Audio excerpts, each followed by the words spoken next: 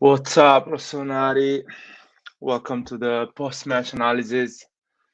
Let me put the link on the comments here. Let's see who wants to join us. Anyway, that was a game that I didn't like it. I'll be honest with you guys. I was a bit disappointed. Let me just fix all the thing here, so some of our guys can join us. How's it going? Oh, Carlo Moretti, man. It's been so long last time I saw you on the comment. How's it going, my man? What is that? Is that Roberto Baggio in the picture of your Avi? Oh, Christopher Asmino. Yeah, I think Krunic is not bad as a midfielder. The problem is he's not a number 10. That is our problem. And let's see. But what do you guys think about the game? I didn't like it. I liked more the first half than the second half, and still the first half wasn't quite poor. But what can we do? What can we do? It's just this is AC Milan recently. It's just boring. It's a bit boring. Hey man, how's it going? Rahul Singh. What do you guys think about the game? I feel like it was an ugly game. Thank God we won. I mean, now we are top of the table, and winning against Torino is not easy. I have to admit that. Injuries are still there, especially key players that actually are creative and help us with the game. But for the rest, I don't know, man. It's just I don't like this AC Milan. I really don't like it. And in a week we are going to play against Porto, which actually lost today. That's a weird loss, but yeah, we need Diaz. We need Diaz to link up. We need Diaz or Rebic or Messias. Anyone that has a bit of, I don't know, that has a bit of good feet in the middle. I think Krunic did a good game, but wasn't good enough for the quality of the game to create some quality game. And I didn't like Leao. Leao was a bit inconsistent, and the old Leao, just playing for the sake of playing, not really with a purpose during the game. Oh, Pete is here, man. Pete, join us, man. Let me put the link.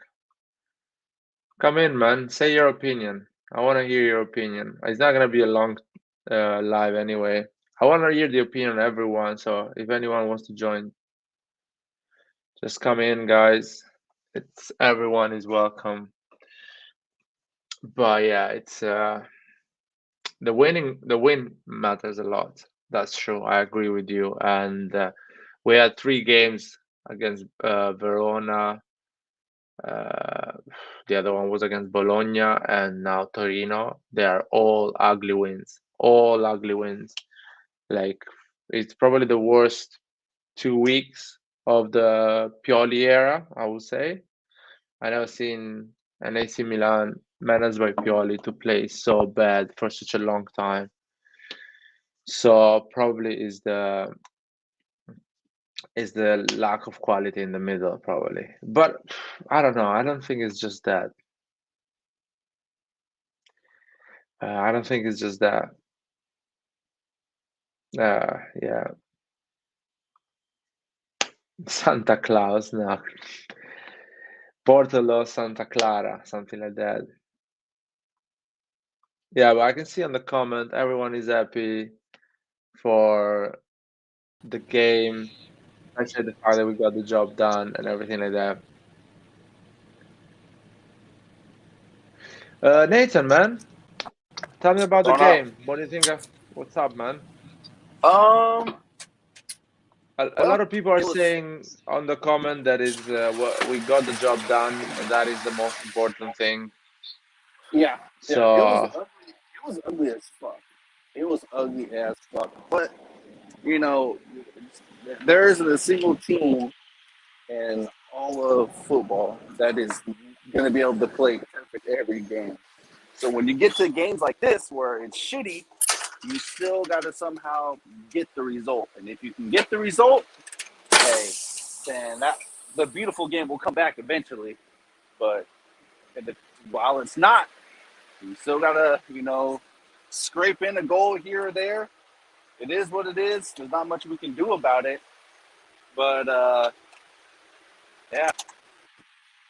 No, I agree with you guys. And in this moment of our history, we need to just get it done and win. I agree with you, but I need to be honest with myself. I was criticizing Inter the previous year for playing really ugly football and still winning.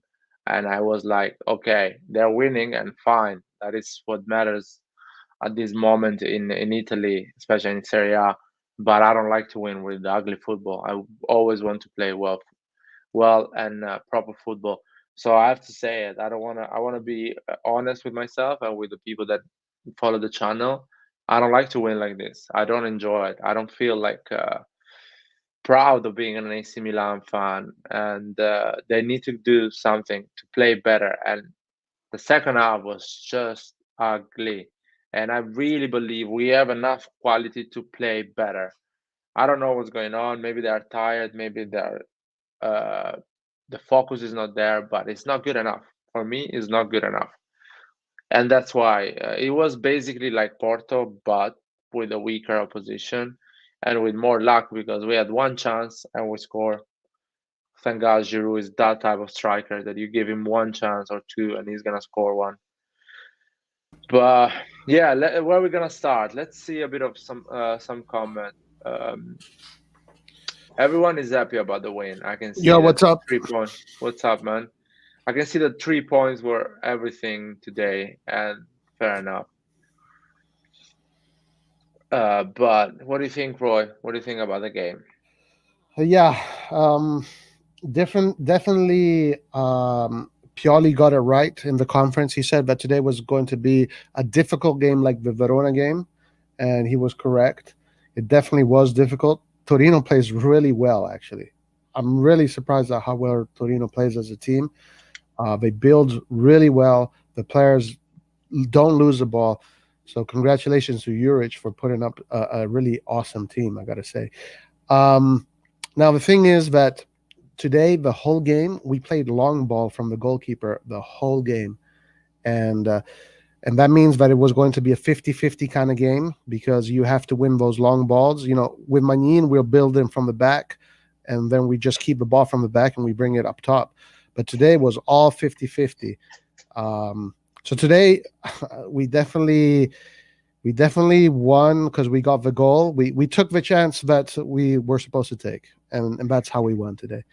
But the team suffered well. I was saying that the team suffered really well together, and that is important because if you want to win championships as a team, you need to know how to suffer. And I think Nathan said it correct. There's some times in during the league where you're just not going to play that pretty football, but as long as you get the results in that period, everything is good. Yeah, the result keeps us alive, and it's like he helps us to actually feel like this thing never happened. It's like basically these 3 games they never happened because we didn't pay the price of playing bad. Actually, we won, so it's a good thing. It's something important. So, but again, the main concern was that we actually managed to go on the last 30 meters more often this time than actually Porto, but still yet we were making wrong decisions on the final pass. So I need the guys to start to be focused. I need the guys to come back at the level they used to be. I mean, for me, my opinion on that is just because there's not enough quality up there to create chances. I mean, if we had Brahim Diaz, Theo Hernandez, and Ibrahimovic, and Leao or Rebic all at their maximum, then I think today we would have won 3-4-0. But with Krunic, you're not going to get that quality. Salamakers is not the player that creates you that quality. Giroud, Yeah. today actually had a really good game. He did finalize and he pressed like a maniac. The only player that can create for us today, again, for the third game in a row, is only Leao. So, we need Brahim Diaz back. We need Messias. We need Rebic. We need Ibrahimovic at his top. We really need these players to come back. Yeah, yeah, yeah. And we need the midfield to be more quicker on thinking. Again, Kessie was quite slow, quite second half better. Kessie, I think, was the best second half. He understood what's going on in the game and he was doing the right things. Him and Calabria. I didn't mind actually Theo Hernandez. Theo was okay. It's way different with Theo on the left than other people. So it's the fact that he's back.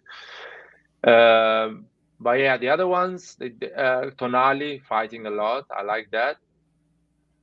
But still, I want more quality in that midfield. Not even just creating chances, even just killing the game, just keeping that possession and making it annoying for the opposition. That they run a bit, they need to fight a bit to get that ball. Torino was getting the ball really quick. We were losing that ball so quick. So we need to get better in that. Hopefully with Diaz, as you guys say. Yeah, but also I want to add to that. And again, the reason why the midfield cannot dominate, and today they definitely did not dominate the game. Definitely not. But the reason why is because they did not build from short in the back once. Every time it's always a long goal kick. And when it's a long goal kick, first you have to win the ball or you have to lay it off perfectly. Ibrahimovic, we saw his last 5-6 minutes, every time a long ball came to him, he laid it off perfectly, right? And then Milan just played, then you can organize the top. But with Giroud, you're not going to get that. No other player can do what Ibrahimovic does. So the long ball to Giroud just means that it's going to be a 50-50 game. You're never going to dominate the midfield. And they are going to win the ball faster than you are. I got to say, man, for me, Magnan is being missed a lot. A lot. Yeah. He's such a good player for the type of football we play. Right. I think Nathan wants to talk because let me see yeah. if Nathan wants to add anything on the tactical side. I cannot unmute you, Nathan. Sorry. So probably you need to unmute yourself. Yeah. But Yeah. Okay. Yeah, we really do miss Mike a lot. I'm not sure I guess Tata, I guess he's just stuck in his ways because of his age, so it'd be kind of difficult to get him to play something he's just not used to playing. But it's honestly, I guess I'm really not that upset that Tata can't play the same because we might put him in a situation where he's just really uncomfortable, and when you put someone in that position, then they mess up where they could have just done the simple thing and got it out. So it's like a double-edged sword type of thing, I guess. Yeah. No, you're 100% right about that. And the other thing too about with Kessie and Tonali, again, if you look at the way Kessie was playing, he did look off the pace, but that's because the coach didn't want him to push up as much compared to Tonali. And you can see Tonali was further up the field, and Kessie was the one that was asked to redistribute the ball from the defense. So if you guys notice these things, sometimes that will be Tonali's job, and Kessie and Benacer will be able to be the ones that go further up. But these guys just don't always do the same thing each game. It's the coach will specifically let them know what he wants them to do. So that's another reason why Kessie kind of looked off the pace. It was just due to what Pioli wanted. We do need more quality though in midfield for sure. I will forever say that I don't want Salamakers off the team, but I think that we need a player who is going to be able to help the team in offense a lot more. Salamakers, I still see him as a closer. Because Salamakers is one of his best qualities besides his defending is his ability to remain calm under pressure. That's a player I want on the field to close the game out when it's a game like this where it's 1-0, and he can use his energy to come in and keep the game, keep possession essentially. That's what I would prefer. Another point I had, Roy. You remember in the beginning of the year, I kept saying that our players are not being dynamic enough and being able to switch positions, and now we are seeing that, and it makes us look better. However, they're doing it they did too much today. It was too much today, and that if you do it too many times, you're gonna tire yourself out. I don't know if any of you guys have ever done 50 and 60-yard sprints for an entire game, but I can tell you it fucking sucks. So if they constantly do that all game, no matter how good your stamina is, eventually you're gonna get tired, and you can really see in the second half that Salamaker's touch and passing was getting sloppier than normal. So, but that's down to fatigue as well. So I feel like the switching stuff is good. They just need to control when they do it and not just do it like constantly over and over and over again. Roy, I even heard you saying that. Yeah. No, they need to buy Manscaped, man. That's the only thing. The only way for them to solve this performance. Next paycheck. Next They paycheck, need I'm that, gonna get it. man. I'm gonna be the first one to get it. Next paycheck, I promise. Don't worry, man. No, you. I was actually saying the AC Milan players, they need to buy Manscaped, man. I feel like they're a bit heavy down there. That's slow. So I mean, they need to catch. You might be right, but They Roy, need I to heard you. shave something. Roy, I heard you saying, and I was thinking the same thing. I heard you saying that when Salamakers, he'd switch over to help out the attack on the left, and our right side was just fucked. They had acres of room to almost double down. If they were smart, they would have been doubling down on Kalulu. If they were smart, because Salamakers, I mean, yeah, he has a ton of energy, but a ton of energy doesn't equate to you having sprint speed to get back fast enough to help. Luckily, Kalulu's good enough to hold up the play to allow Salamakers to come back. But we can't do that against better teams. They're just going to double down on Kalulu, and they're going to score. So when he does that, he's obviously going to keep on doing that because that's how they've been playing for a while. When he does that, he must really make sure that however he plays, he does not make any mistakes. Because if he makes a mistake, that whole side is open, and yes, it can be exploited. But by a team that might decide to exploit that, they can definitely do it for sure. Exactly, and Yeah. I'm not saying that it was a bad thing that he was doing it, but if you're gonna do it, you gotta it's gotta pay off. You need to at least get a throw in so you can kind of get back in your shape, or a corner kick, or at least a shot on goal. But as soon as you lose the ball, like you're immediately hindering the team's defensive shape. And it happened, I think, 2 or 3 times today. Yeah, that was concerning. That was really concerning. That not being precise with those passes. I really don't like that. I don't want to see that from AC Milan because we are a quality team. Overall, we are not Liverpool, but we are not Juventus in terms of a way of playing football. We are something in the middle. We are solid, but we try to create chances. We try to keep the ball and control the game and be the most attacking team during the game. And we're not doing that for long and with small teams as well. I'm glad Giroud was able to score, first of all. All he got, because as a striker, from the moment you play the game, you're told to follow up on everything. Every deflection, every shot, you're supposed to follow up. And you think that it's right place, right time type of thing? Yeah, it is. but it's also secondhand nature for a forward to follow up on everything. So it might seem like a simple tap in, but the fundamentals of how you play the forward position all came into play. So it was Yeah, actually a really good goal in my yeah, eyes. It wasn't just yeah. like a simple pass across the goal. Right.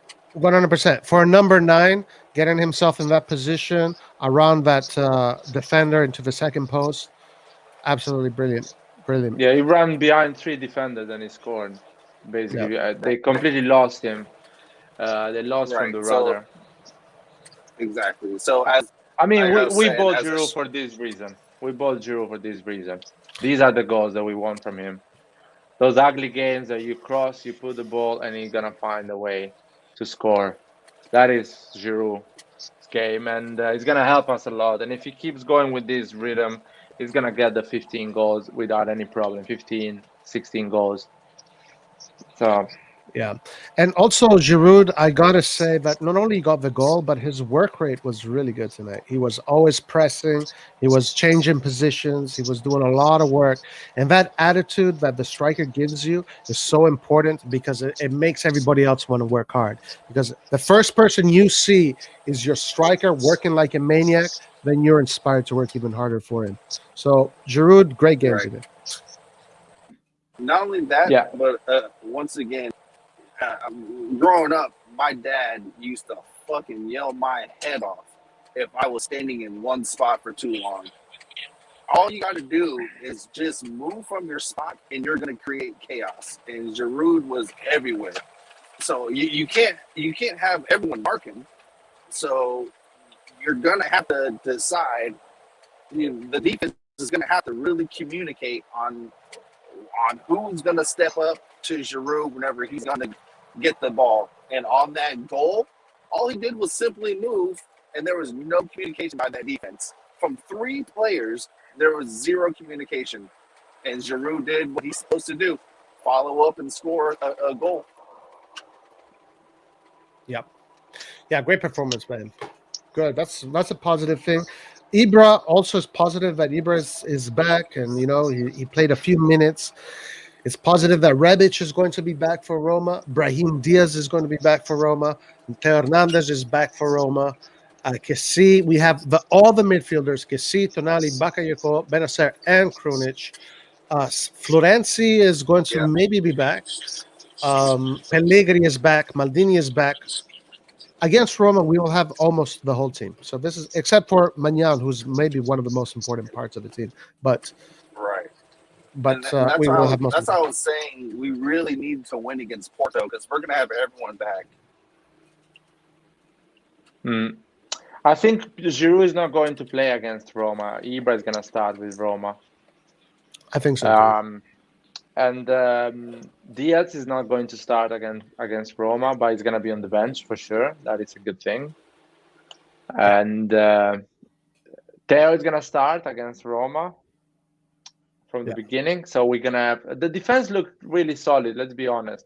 We didn't play well, but the defense was solid. We gave them just one chance, and it Right. was like, and you can give a chance because especially when they want to score, Yeah. and they want to get the draw. So it's normal to give some chances, and we Right. gave them just one chance. Of course, the set piece at the end. That is, yeah, it's just panic. Right. It's not a real chance, I would say. But one chance we gave them during the game, but the rest was quite a solid defense. I like that. So we are concentrated at least. I feel like we're getting back concentrated, focused during the game. And yeah, man, some people are saying that all the solutions are manscape here. I would say, you know what? I don't know if we're gonna play well. But definitely you're gonna look better with Manscaped, and I mean we have a 20% discount, so go for it, guys.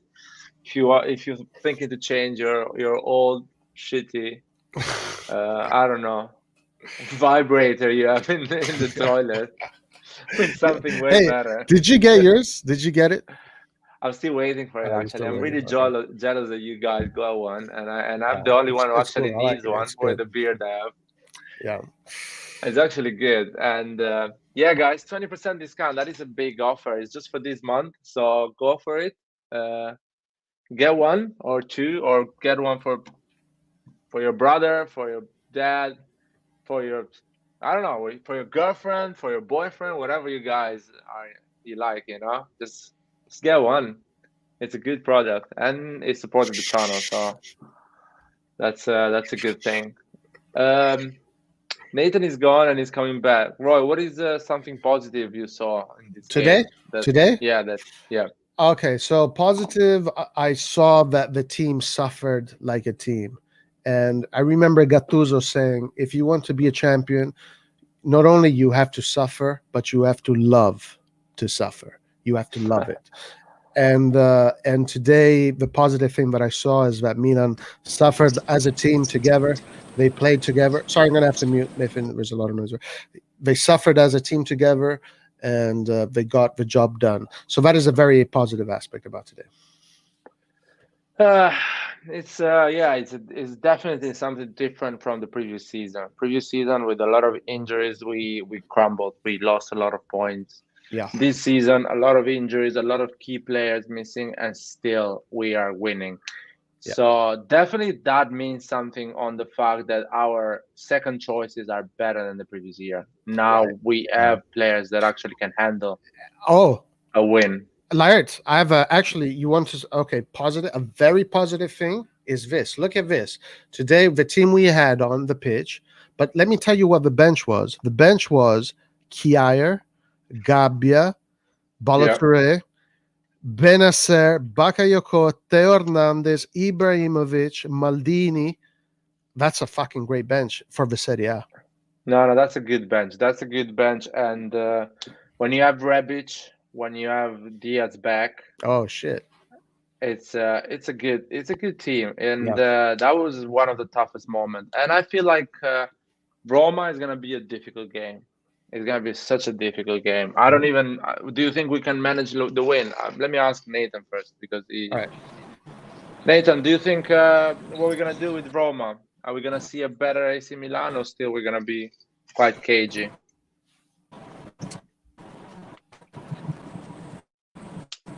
I think Nathan is a bit busy. Uh, what do you think, Roy? Ah, Nathan is back. I think Nathan, your connection is not working at the moment. We cannot hear you. I'm gonna ask Roy. Okay, so my answer to that question is yes, of course, we can beat Roma 100%. We have the personnel to beat Roma. Are we going to play the same way? I don't know. I don't know because maybe Roma is not going to press the same way Torino presses. Maybe Roma is going to allow us to build from the back, while today Torino did not allow Tatarusano to build in the back. But I do want to say, if Torino tried to not, this is the big difference. That if Torino today did not allow Tatarusano to build from the back, but if it was Magnan there, Magnan would have found a way to beat in the press, and Milan would have built from the back nice and easily. So that's a big thing. Now against Roma, I suspect that Roma will allow Tatarusano to play a little bit more. Therefore, it's going to be more. It's going to be a prettier game, a much prettier game. We're going to see really beautiful football by both teams. Yeah, there's gonna be a more open team, but my concern is that we still miss those passes at the last 30 minutes. Yeah, We see. yeah. So with the Hernandez, that should be coming back. With Leao, with Ibra, yeah, that's a lot of creativity though. Let's see. Let's see. We won't have Diaz though. We'll still have the attacking midfielder that won't provide that kind of quality. I feel like we will have Diaz on the last 20 minutes, so that is something. So if Yeah. we are in the game, we can still change it until the last minute. Right. Simon is here, or Simon. Yeah, How are you, my man? good. Are you happy today? We saw the three midfielder. You were talking a lot about that you want to see a bit more solid midfield Yeah, yeah. with Actually, three proper well, midfield. of course, happy with the win. But to be honest, before Bakayoko and Benacer came on, I was like, oh, they're winning all the balls, they're controlling the game. I was like, oh my god. I thought to myself, it was just a matter of time they would score. Hmm. Yeah, I mean, as soon I as don't know. after Bakayoko, and we stood, we start attacking. We started taking control of the game. But yeah, we At let least it was in difficult for chances for Torino. them. It was Yeah, difficult. yeah. Do I you mean, like you Roy? gotta remember, Yuri. What's Yeah, that? so let you finish. What did you say? No, no, Like, no. Finish. I was just asking Okay, Roy and so Nathan. Yeah, go for it. yeah, so we have to remember that Torino coach Juric, he was the manager of Verona last season. His team presses high, so he's a good Yeah, manager. So yeah, I before the game I was like, oh my, our team's so tired. Leao and Salamakers have been playing like for many times. Like Leao, like after David got injured, nobody gonna give him a break. He's been playing yeah, 90 minutes. How many games already? yeah, So that's because why. he's the only one that we have right now. Oh, we've Yeah, had exactly. so So far. that's Yeah. why we couldn't hold the ball. Like we couldn't hold the ball that much. So yeah. Um so yeah. I mean, happy with the win. definitely. Yeah, definitely. The physical Yeah, condition is an issue at the moment. I was scared that Tatarussano definitely help us win the game because they have like, yeah, shot on targets like a few times. Yeah, it was a big Belotti save. had one. Yeah, Belotti had one earlier, but he had a weak shot, and that was one like a very curvy shot, and then he like low curvy shot, and he Tatarushano punched it away to the corner. That was like, if he didn't dive to the left, that would have gone in. So yeah, yeah. I mean, happy. I hope to get the players back because we need to get breaks for these guys. Well, let me say Yeah, something. Let me just respond to this comment. So, when we did the post match, I did not suspect Torino to be such a good team. I did not. But then I watched their game yesterday. I watched about 25 minutes of the game against Genoa, and Torino plays actually builds from the bottom. Today they didn't though. Today Torino played just like us. It was 50-50. They played long ball. Goalkeeper played long all the time, and we played long all the time. But against Genoa, Torino played three at the back with the one diamond, and they built from the bottom all the way up. And they play like a real good team. They can break into the Seven Sisters for sure. Yeah, because they coach, like, remember they have a change of coach. Like Juric was the coach of Verona last season, and Torino was a mess last season. Right. I do want to say something. Another really positive thing was Pobega. Pobega played really well today, so that is good. That is our player. We had 12 players on the pitch today. Pobega is our player, so he played a very good game, and that is good for the future. yeah. I wouldn't mind to keep him this season, but clearly, it's better. He's playing every week, and he's growing even more. So next season, hopefully, we keep him and we bring him in the first squad because we're Yeah, gonna get rid of a few players. he out Casey is going. he outmuscled Kessie in the beginning of the game, but then at the end of the game, Kessie was outmuscling Pobega. So not bad. Yeah. Hopefully, man, my Conte goes to Man United and he asks for Casey, and we get like 35, 40 million, something like that. That is the thing, because I don't think we're gonna keep him. At least we get some money, and we know how desperate is Man United about midfielders. Right. Let's see. I want to say something. Some people were asking when is Messias coming back. I read that he's coming back at the end of October, or am I wrong? Second. So, Messias, is he coming back at the end of October, like in few days, in a week, basically? I did not hear that. I did not read that. I don't know. So hopefully he's gonna be back for at least the derby, be in the bench maybe against the Inter. By the way, that's gonna be the next 3 games is it's basically decides the season. No? What do you think, Roy? Those 3 games decides the season. Well, these are you talking about these last three games? No, the next three they're coming: Oh, the next thing. Roma, Porto, and Inter. Well, it decides the season for the Champions League for sure. For the Scudetto, I don't know. We It's still still have a lot long. of time. It's still a long game. For the Champions League, yeah, for sure. If we lose against Porto, we're out. There's no way we're going to go through. If we tie, maybe we might get Europa League. If we win, then we still have a chance. But Inter and Roma, if we can get 6 points, good. If we can get 4, okay. But that's the minimum. We should go for 4 points. Minimum 4, maximum 6. To be fair, I wouldn't mind even 2 points against Really? Roma and Inter. Yeah. I wouldn't mind that.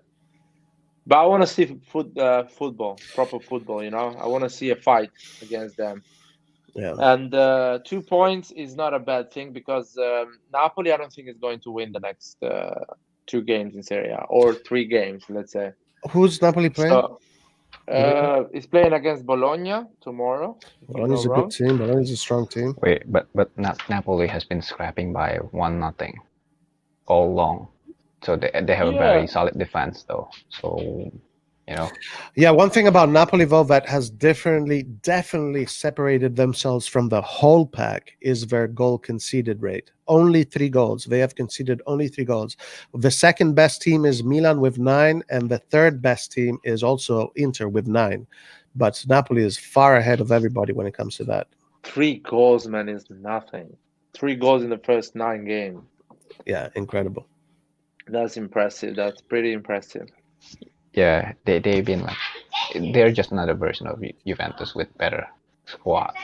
They've been scrapping 1-0. Let's see. Maybe there is a lack of concentration anyway, because when you start to think, okay, we're winning, you go against small teams, and well, if something happened to Osimhen and Koulibaly, then that could possibly happen. If Manolas is their defender, then they start conceding. Yeah, let's see. Why do you think that? When you say 2 points, I think people here were asking 2 points is bad. Like, come on, no way, we need to get 6 points. Why would you say? What makes you? You don't feel that Milan can get Listen, points?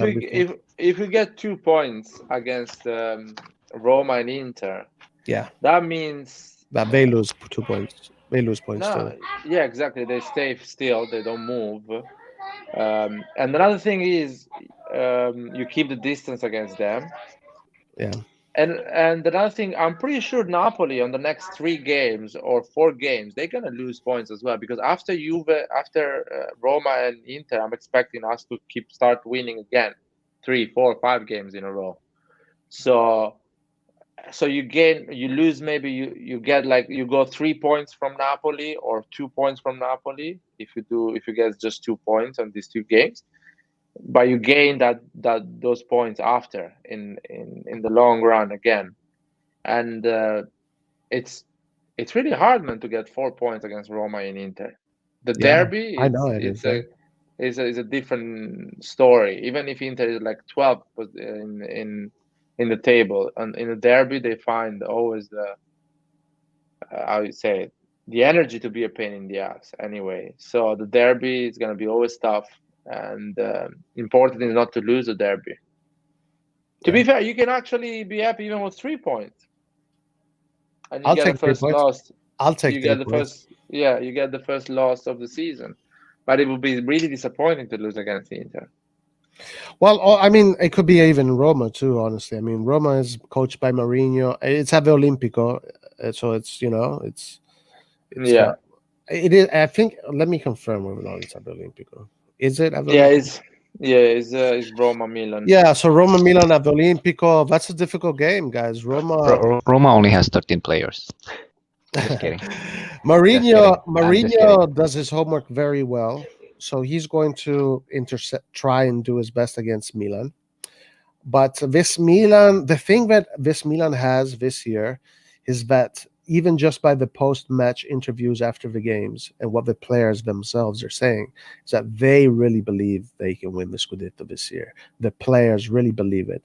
So if they go in there and believe, and they really believe in themselves that they can beat these teams, and they can aim for maximum 6 points. They can do it. They just have to really believe and go in, and I think they do. But now, of course, anything can happen. Roma is a great team. They can beat Milan, no problem. And Inter is a great team too. They can beat Milan, no problem. It's going to be difficult, for sure. I'll say if we are solid defensively, we can actually win against Roma. I don't know against Inter. Inter is, and I feel like this is a season that Inter needs to save winning the derby. You know what I mean? It's one of those seasons they're feeling they're not gonna win the league. So at least they need to win a derby. Yeah, I don't think they win with their defense is not that solid anymore. So that is another thing. But let's see. It's gonna be interesting. I want to hear from Nathan. Nathan, what do you think about the next two games, Roma and Inter? I think when it comes to Roma, I've been watching them, closely, and Roma struggles against teams who actually come out and try to play against them. I'm not sure if that's like a mentality problem or what it is, but that's like one of the things I've noticed. So if we treat Roma like how we did against Lazio, I think we can have a similar game to the Lazio game. But of course, it's easier said than done. It's really hard to do it with Krunic. Yeah, but I think we should have more of a team against Roma. So we'll see how it goes. Against Inter, when do we play them? In 2 weeks, basically. Not next Sunday, the Sunday after. So we 10 should days. pretty much have a full squad except for Mike against Inter. So Inter's strength is their midfield. So that's going to be a game that if we can control the middle of the field, even if it's like 60-40, we will have a good chance against Inter. Their backline isn't particularly fast, and our defense can most certainly keep up with any of the players that Inter has. So it's going to come down to who wins the midfield in the derby. I think we can win both. Yeah, you know what? We can win both. This is a good comment. Light, we need Rebic as us. I mean, I don't know. I can call him if you want, but you're right. We need Rebic because against Roma, that's going to be a game that is going to be 0-0 at minute 65, 70, and you have to put in the pitch some players that can actually break the game and give that impact and win it for 1 goal or 2, whatever you need, how many goals you need. And you have Ibrahimovic. You can put Ibrahimovic in the pitch. I feel like Diaz is coming back, so you can put Diaz in the last 20 minutes. So hopefully we're going to have Rebic as well, because I don't think Leao can manage to play all 90 minutes next game. So we need that motherfucker. Yeah, we need this team is going to have to step up the creativity. And also, it also will depend on how Diaz feels. Because if you get COVID, he might be asymptomatic, so Diaz might not feel anything. Diaz might actually be 100%. So I mean, we don't. All we get is a report that a player tested positive, but we don't know what his. We don't know the type of effects it had. He could be in the house chilling, or he could be outside, running around the track or some shit like that because he doesn't feel anything. And as a player, go ahead. No, Hernandez looked good. He came half time after a week having COVID, 10 days, whatever that was. He was looking good. He was like he trained with everyone, so it wasn't like 100%. It wasn't like sparkling, I would say, but he was looking good. Not like somebody had flu. Even for example, Kessie had the flu, and he was like looking good physically, at least, not so bad. So and Diaz was at the stadium in the stands laughing with Rebic. So clearly didn't look a guy that has been sick the last 7 days. So you're right. He can start from the beginning. or 45 Right, and minutes the I second think half. I think he might have to, because because we play Roma and then Inter like back to back. Yeah, Yeah, it's so we we're need gonna more creativity. yeah we really don't have a choice. Well, we have to start both of those games strong. Like, we can't just go into those games weak and then tell Diaz to come in and push himself to the speed of the game. That's when players get hurt. So I think Diaz needs to start, because the lack of creativity we've seen the last 3 games has just been fucking ridiculous, to be honest. So we Yeah, need him back. Hopefully Rebic can play a little bit. Well, yeah, these next week, I think Milan as a team has paid our dues in terms of getting through the injuries and COVID. So I think we need to step it up now and, Nathan, I finish need off to this stop first you half here of the because season in either first or second. there is 48 people watching the live, and I just want to tell them to buy Manscaped, our sponsor, and we have Oh yeah, go ahead. offer 20% discount. So guys, all the 48 people watching the video now, just go and buy it. Put the code ACM 1899. So, and Red John is here as well. So guys, that is an extra reason to buy it, man. Exactly. Anyway. I do. Red John, man, what do you think about the next 2 games? They're coming. When Are you you say scared? Are you the- Oh, positive? real quick, so go ahead and mute me so that way y'all can hear. Mhm. So you mean the next 3 games, right? Because it's Roma, Porto, Yeah, and then fucking Inter. Man. I'm scared of fucking the Inter Inter. game, man. I'm Why scared you're of the scared, Inter man? game because No one is gonna die. even when we were dominating Europe, we will still fucking somehow lose the derby. Like, I have no idea. Like, Because it's a even derby, man. It's yeah, a game that they can play it with Kuzmanovic. They can yeah, play it with yeah, D'Ambrosio, with the worst player they ever had in their history, and still manage to get a 3 point or draw or be yeah, a pain in the ass for 90 yeah. minutes. Always, So always. So yeah, but the Roma game is also super hard, and then the Porto game is decisive. Like, the Porto game, you have to go there and win if you wanna do something in Europe. Otherwise, let's play the Primavera then in the next 2 games and call it call it a day. no, you cannot play the Primavera because people have bought tickets in San Siro, man, No, and no, the no, no. world is watching. I'm not talking about the Porto game. I'm talking, if we lose the Porto game, then we are out. Like, Yeah, but we still, are you have to play mathematically out. properly. You have to play properly. Yeah, I I guess. mean, not putting the starter or rotating, of course, but still you have to put a decent team in the pitch because you're gonna get like 5 or 6 goals from Atletico, 5 or 6 goals from Liverpool, and in San Siro doesn't look good. That is not Yeah, good. yeah, you're right. I guess. I think Brahim is gonna Dignity be. as well. Yeah, for sure. Like, let's not do pull around there. But I think Brahim is gonna be a starter for Roma. To be honest, I think he has enough taste to find his rhythm, and they are gonna play. He's probably gonna have, I don't know, play with a mini game at Milanello with the Primavera or something.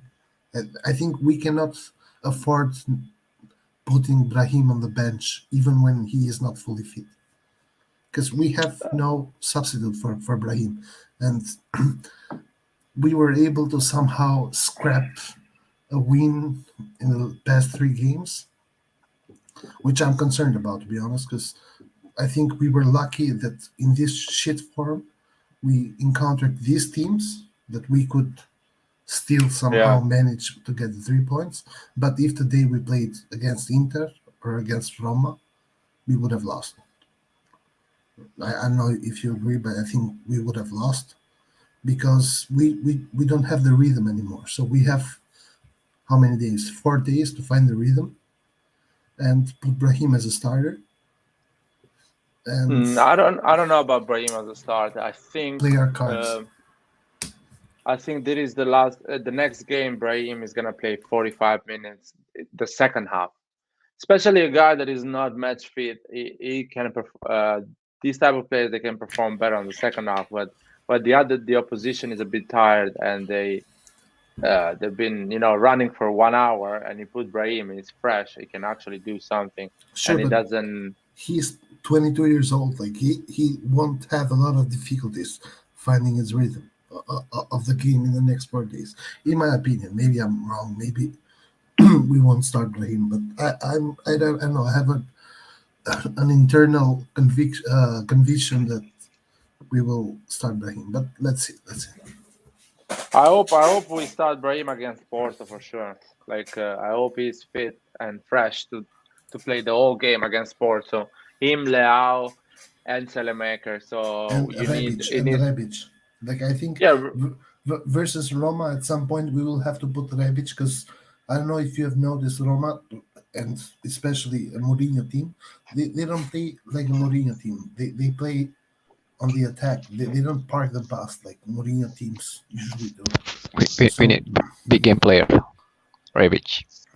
yeah, exactly. So Rebic could be a perfect player to hit them on the counter attack or to fight them when their defense is high. yeah, I will start. No, I will start. I will play Rebic the second half as well against Roma.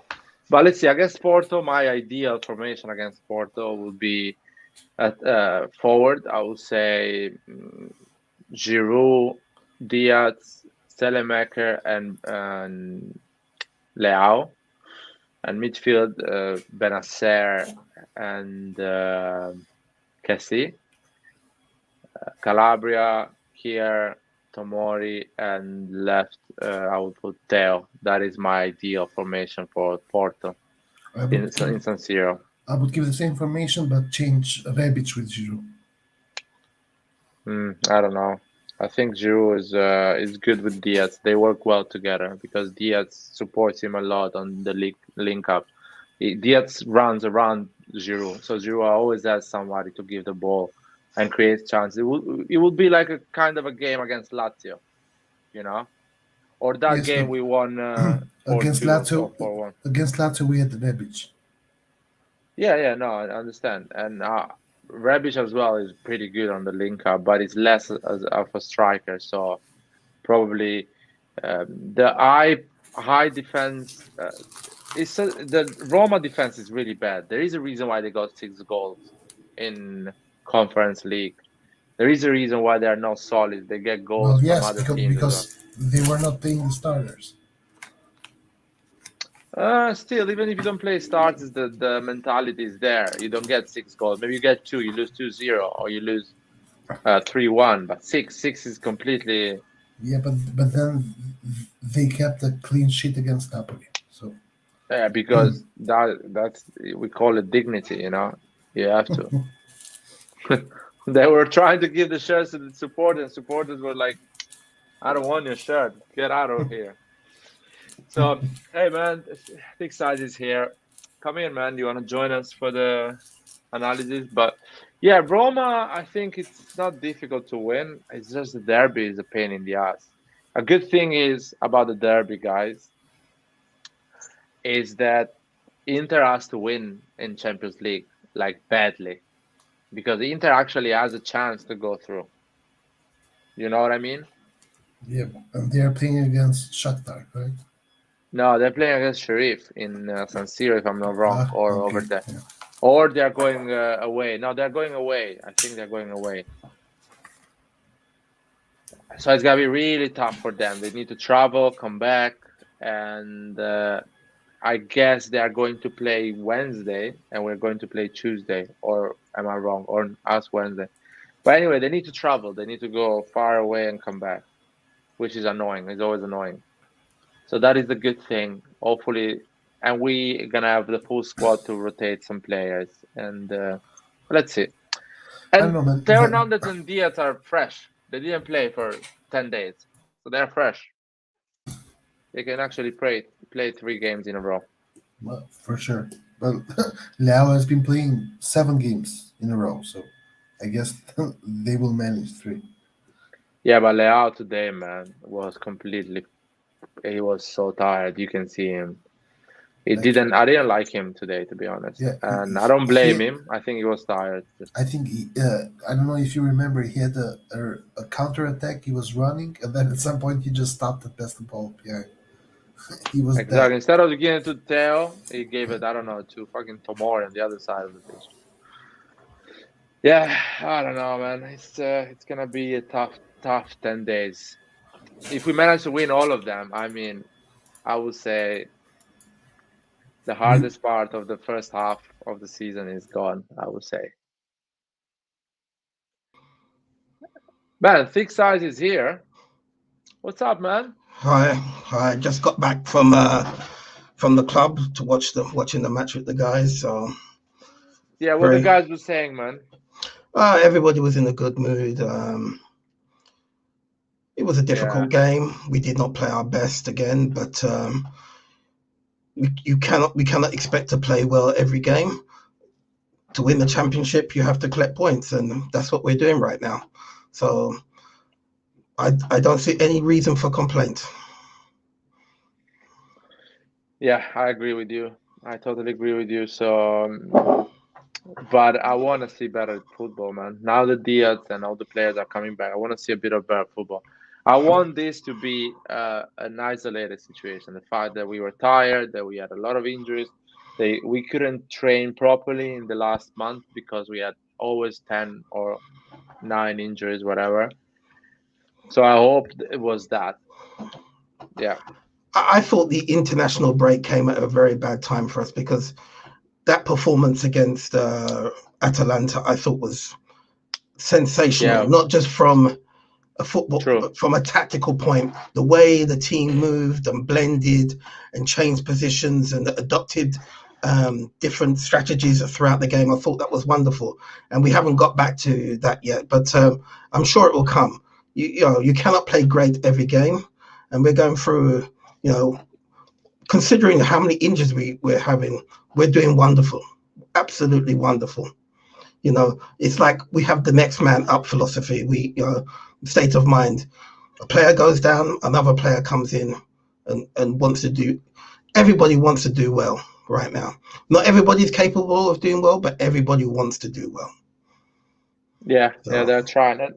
And I think, for example, Bakayoko didn't play well today, but I feel like he's going to get at that level. He's going to get the level to play well. And Benacer is inconsistent. Sometimes he plays well, sometimes he's a bit slow. So I feel like slowly, I think the second half of the season, we're going to do way better. I have that feeling. It's going to be the old Milan. Remember when we were doing pretty well after January, February, and we were going really well in the second half of the season. That's why we're winning Champions League, because we were really good on the second half. I agree. After the game against Porto, that will decide. I think we're out of the Champions League, but if we lose against Porto, then third place is also out, and that's good because that absolutely clarifies our season. It's the championship or nothing. Yeah. So yeah. Porto. To be fair, Porto is a win or lose. It's not a draw. Yeah. I hope they understand that, they do that. I know it's San Siro and they don't want to lose, but it's better to try to win than actually draw. I mean, unlike a lot of people, I don't mind going to Europa. It's still a tournament. It's a tournament we haven't won, and I want silverware for my club. Exactly, 100%. No, man. If we don't go to Europa League and we don't go to Champions League, the Serie A is our. We're gonna win the Serie A. I'll tell you 100%. But I don't know. 99.9%, of course. Listen, I don't believe much in this. Even though Inter did it last year, I think they would have won even if they passed the group stage, even if they ended up in the third spot. I don't think this is as big as people make it to be.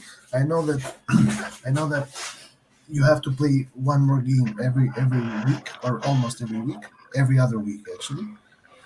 But that's like, we are not at the position right now to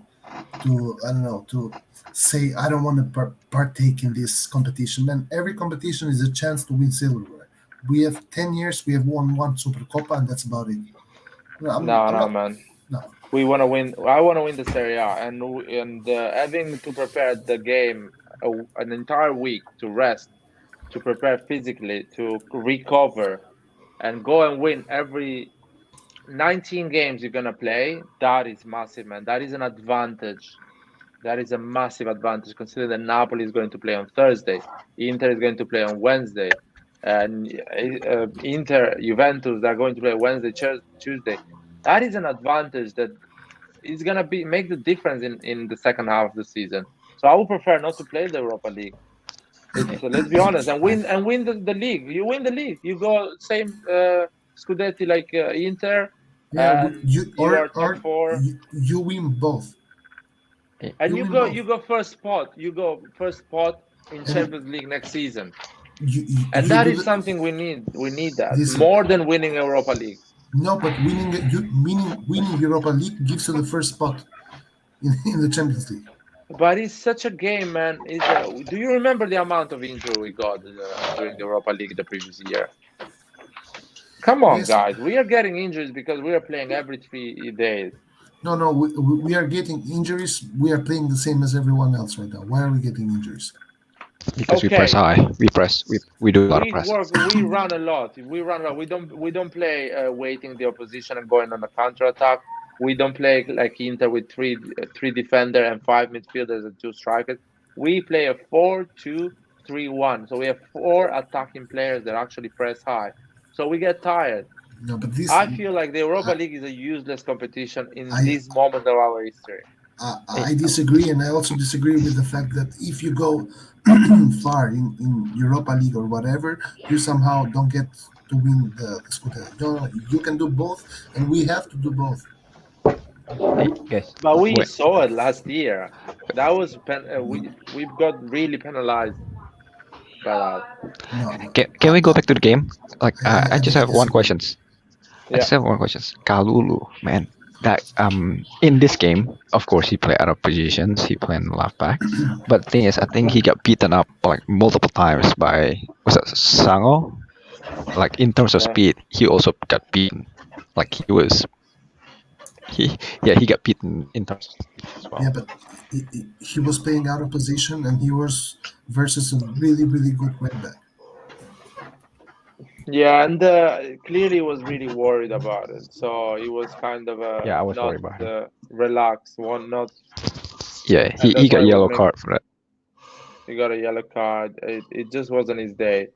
I don't blame him. Of course, he can. No, I don't He blame needs him. to Of do course, better he play. on that Yeah, position. that was probably the first time or the second time he plays a left back. He usually plays a right back. And I think it was a last minute situation.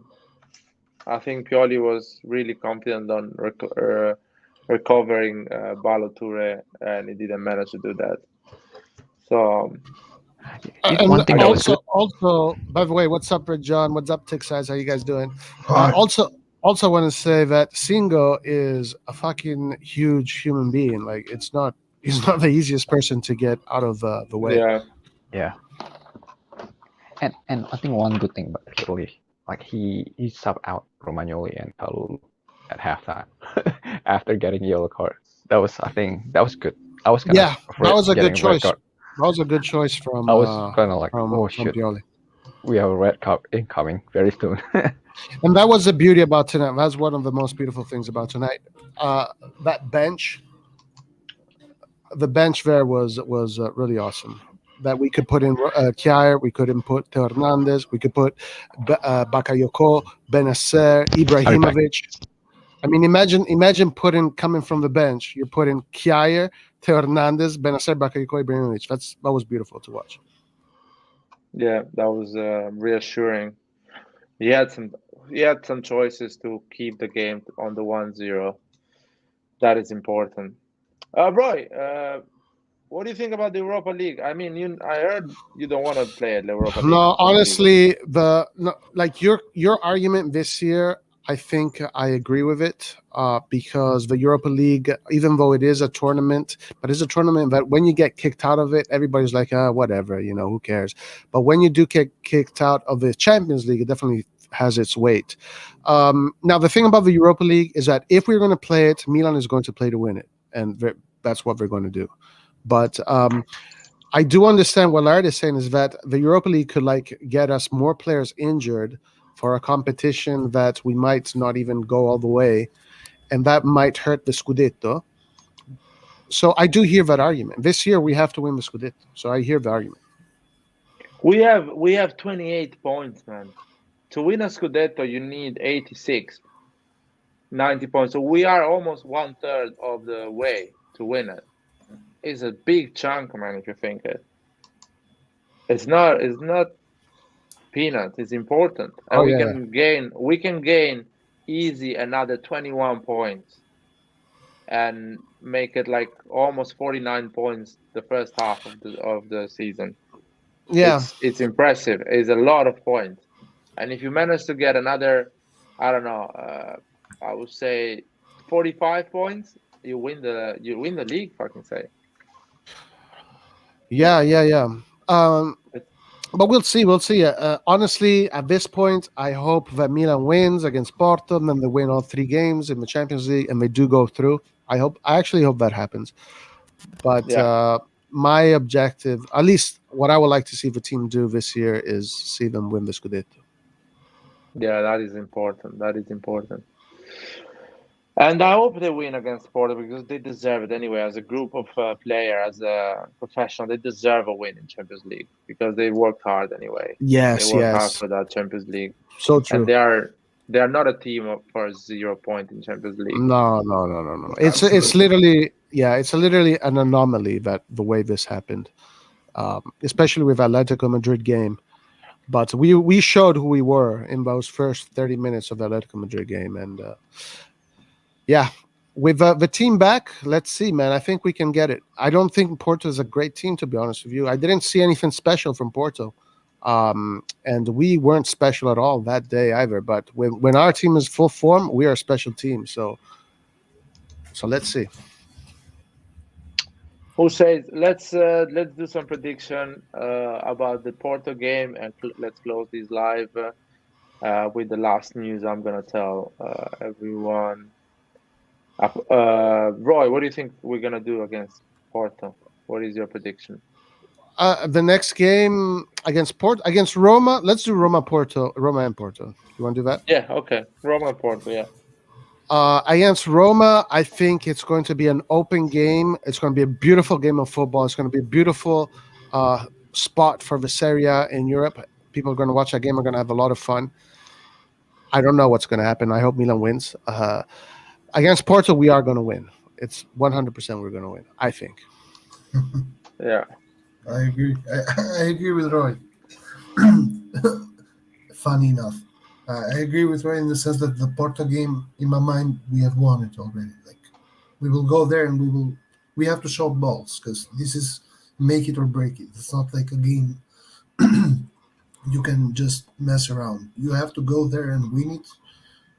I don't know if we are going to be able to play beautiful football or not. I just want to win the game. Versus Roma, it's going to be a little bit more difficult, but I think from the 3 matches that we have, Roma, Porto, and Inter, the Roma game is going to be the easiest one, in the sense that Roma is a team which has been playing better, has gotten some players, but out of the top 6 teams, I feel like Roma is the weakest one.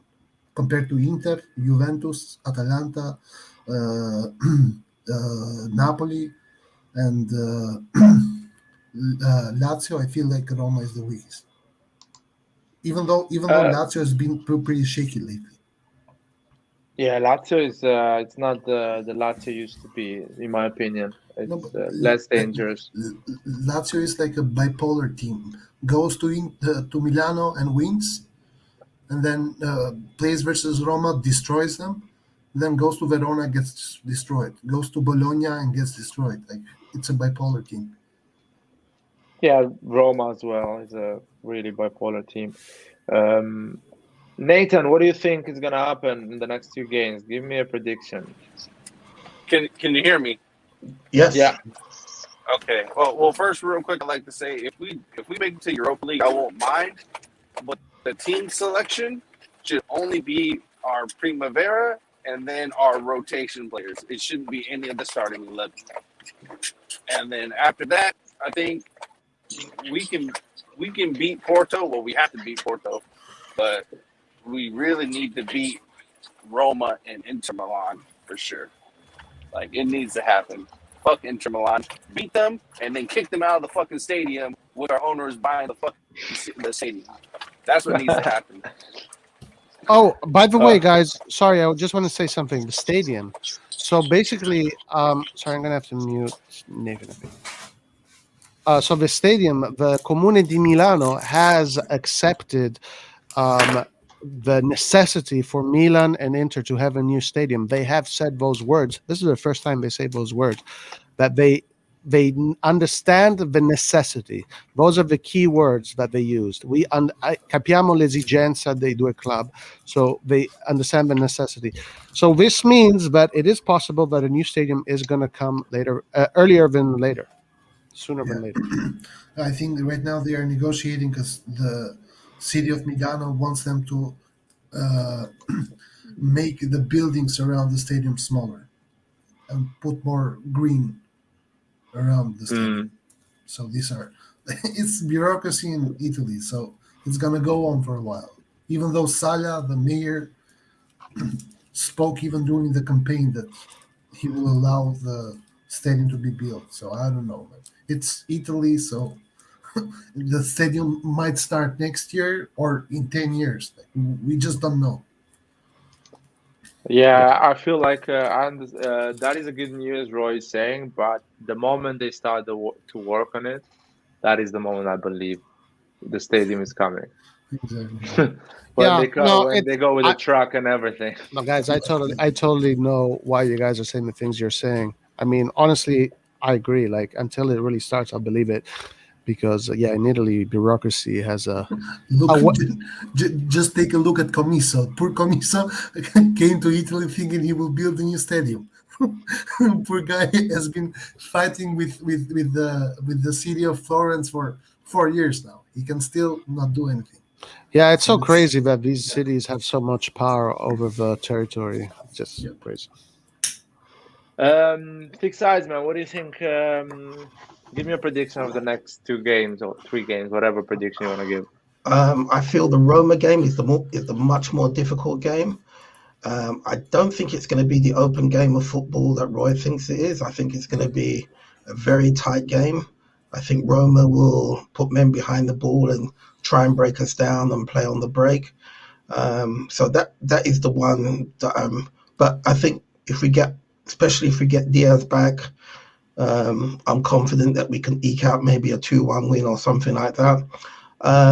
The Porto game, I think the players should have the attitude, it's win or bust, and play with freedom.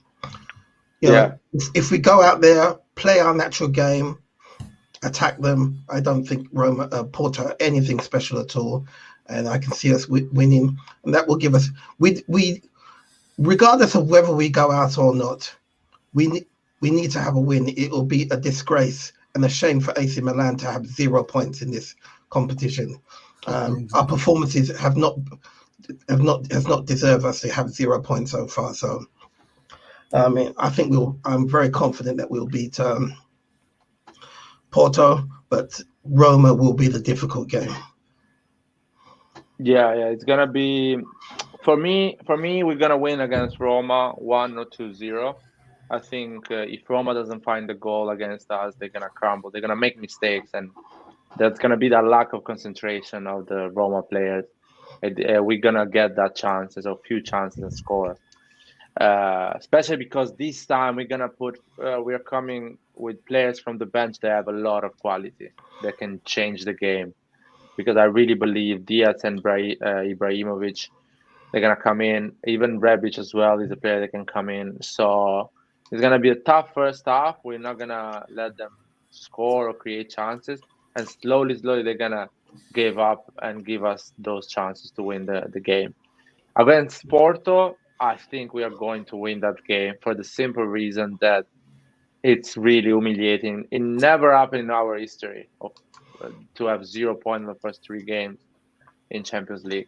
Never happened in our history. So, and we cannot lose, because if you lose, basically we got 0 points in the first 4 games, and it's gonna be really hard to win against Atletico and against Liverpool as well. It's gonna be especially to win when you have nothing to fight for. So exactly. It's gonna be crazy. It's gonna be just we can end up finishing. We can finish this group with 9 points or with 0 points. 0 That point. is scary. It's crazy. It's That crazy. is scary. That is scary. That can be like everyone is gonna make fun of us for the entire until we win another Champions League.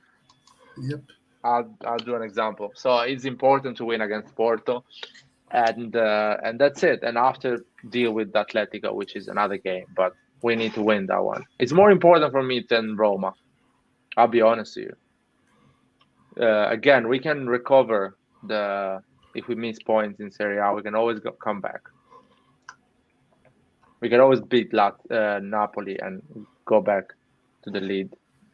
So that game is important. We need to save our dignity, reputation, whatever, everything. So what are you guys gonna do if we finish the group with 0 points? Is anyone gonna shave their head with Manscaped? Is anyone in the chat gonna do that live? If we finish 0 point? I might shave my balls with Manscaped. Well, we don't want to see that. We don't want to see that. Let me ask Nathan. Nathan, are you there? I think he's not there. I want to hear Nathan if he's gonna shave his head if Selemaker scores the winning goal against Porto. Because I know Roy, I don't think he's gonna shave his head if you do 0 point. But I'm sure he can shave his head if we win the Champions League. What about you, Thick Sides? Are you gonna shave your head? You've met me. You know my head is already shaven. I know. That's why you should say yes. That's why you should say yes.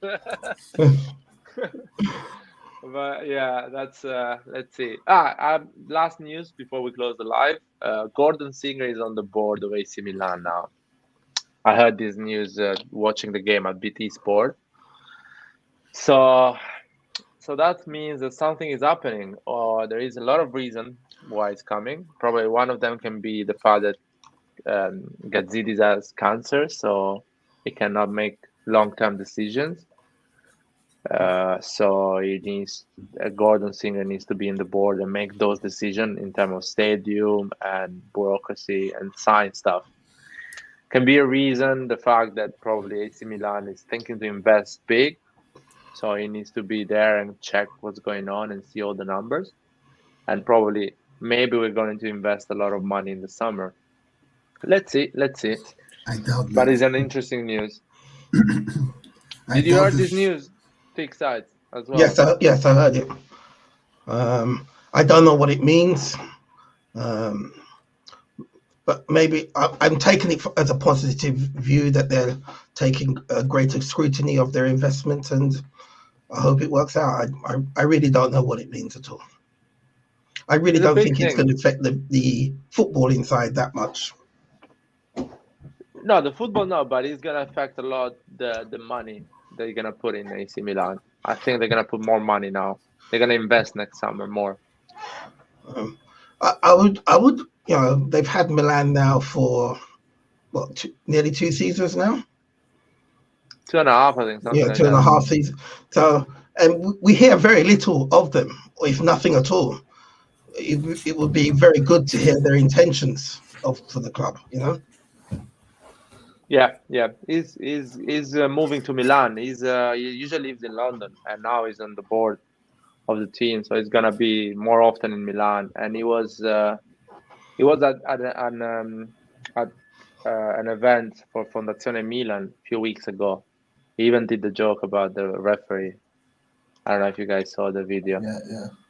When he said so I think he's getting more involved. I feel like he wants to keep AC Milan. He doesn't want to sell it.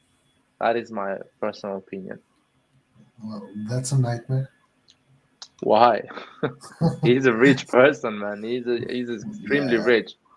He has the same level of the owners of City. Yeah. Same level of PSG. I don't doubt that, but I mean in the sense that we more or less know the approach we are going to take. So, and the approach is, I don't know, at least in my head, a bit doubtful. Hmm. I don't know. I think it's a good thing if we have a owner that is business minded and knows what he's doing. At the end, as a AC Milan, we just need a regular 100 million investment every summer, 100 million transfer window every summer, and we need the salary cap, or not salary cap, but at least able to pay players 7-8 million a year, which is not impossible to have 3-4 top players paid 7-8 million net is not impossible. It's still achievable. We need a good stadium, and we can achieve big things anywhere. We can win the league. We can win the Champions League. If you have 100 million to spend every summer, you can win the Champions League in 3 years. If you have 100 million to spend every summer, you are spending more than Man City. Yeah, but no, Man City is spending more than that. Man City spends more than that. I doubt we will have 100 million, but I want us to start buying players that cost a little bit more, which in itself means players with a little bit more of, I don't know, quality. This is like my only concern is this, only Excuse me. because no problem, only because so far most of the bets we have put on players have come out to be good bets. I don't want these to be our approach for the future. Okay? No, it's not gonna be that.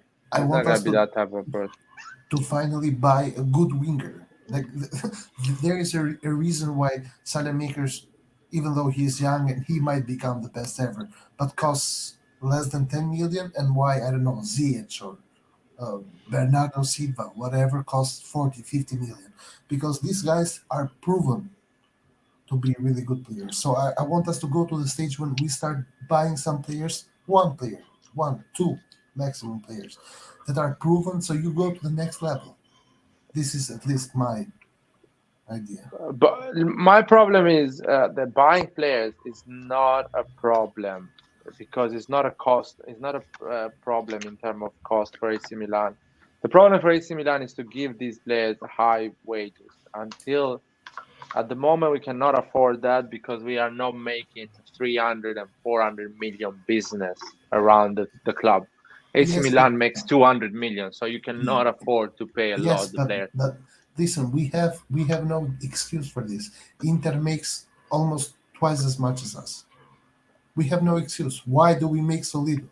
One of the reasons, in my opinion, is also because of this. Sometimes, in order to increase revenue, you need a star player. I think one of the reason is the COVID happened in that period when they wanted to grow, and unfortunately COVID happened, and still they invested 70 million and still tried to grow and still brought us in Champions League, is growing with the revenues, and I think they are trying to build the stadium to have higher revenues, sell more merchandising, have better deals with shirts and stuff like that. I think they're trying their best. They just don't want to make wrong decisions because at the end, our budget at the moment, we spend 70 million. So I wouldn't be surprised we're gonna spend 100 million next summer.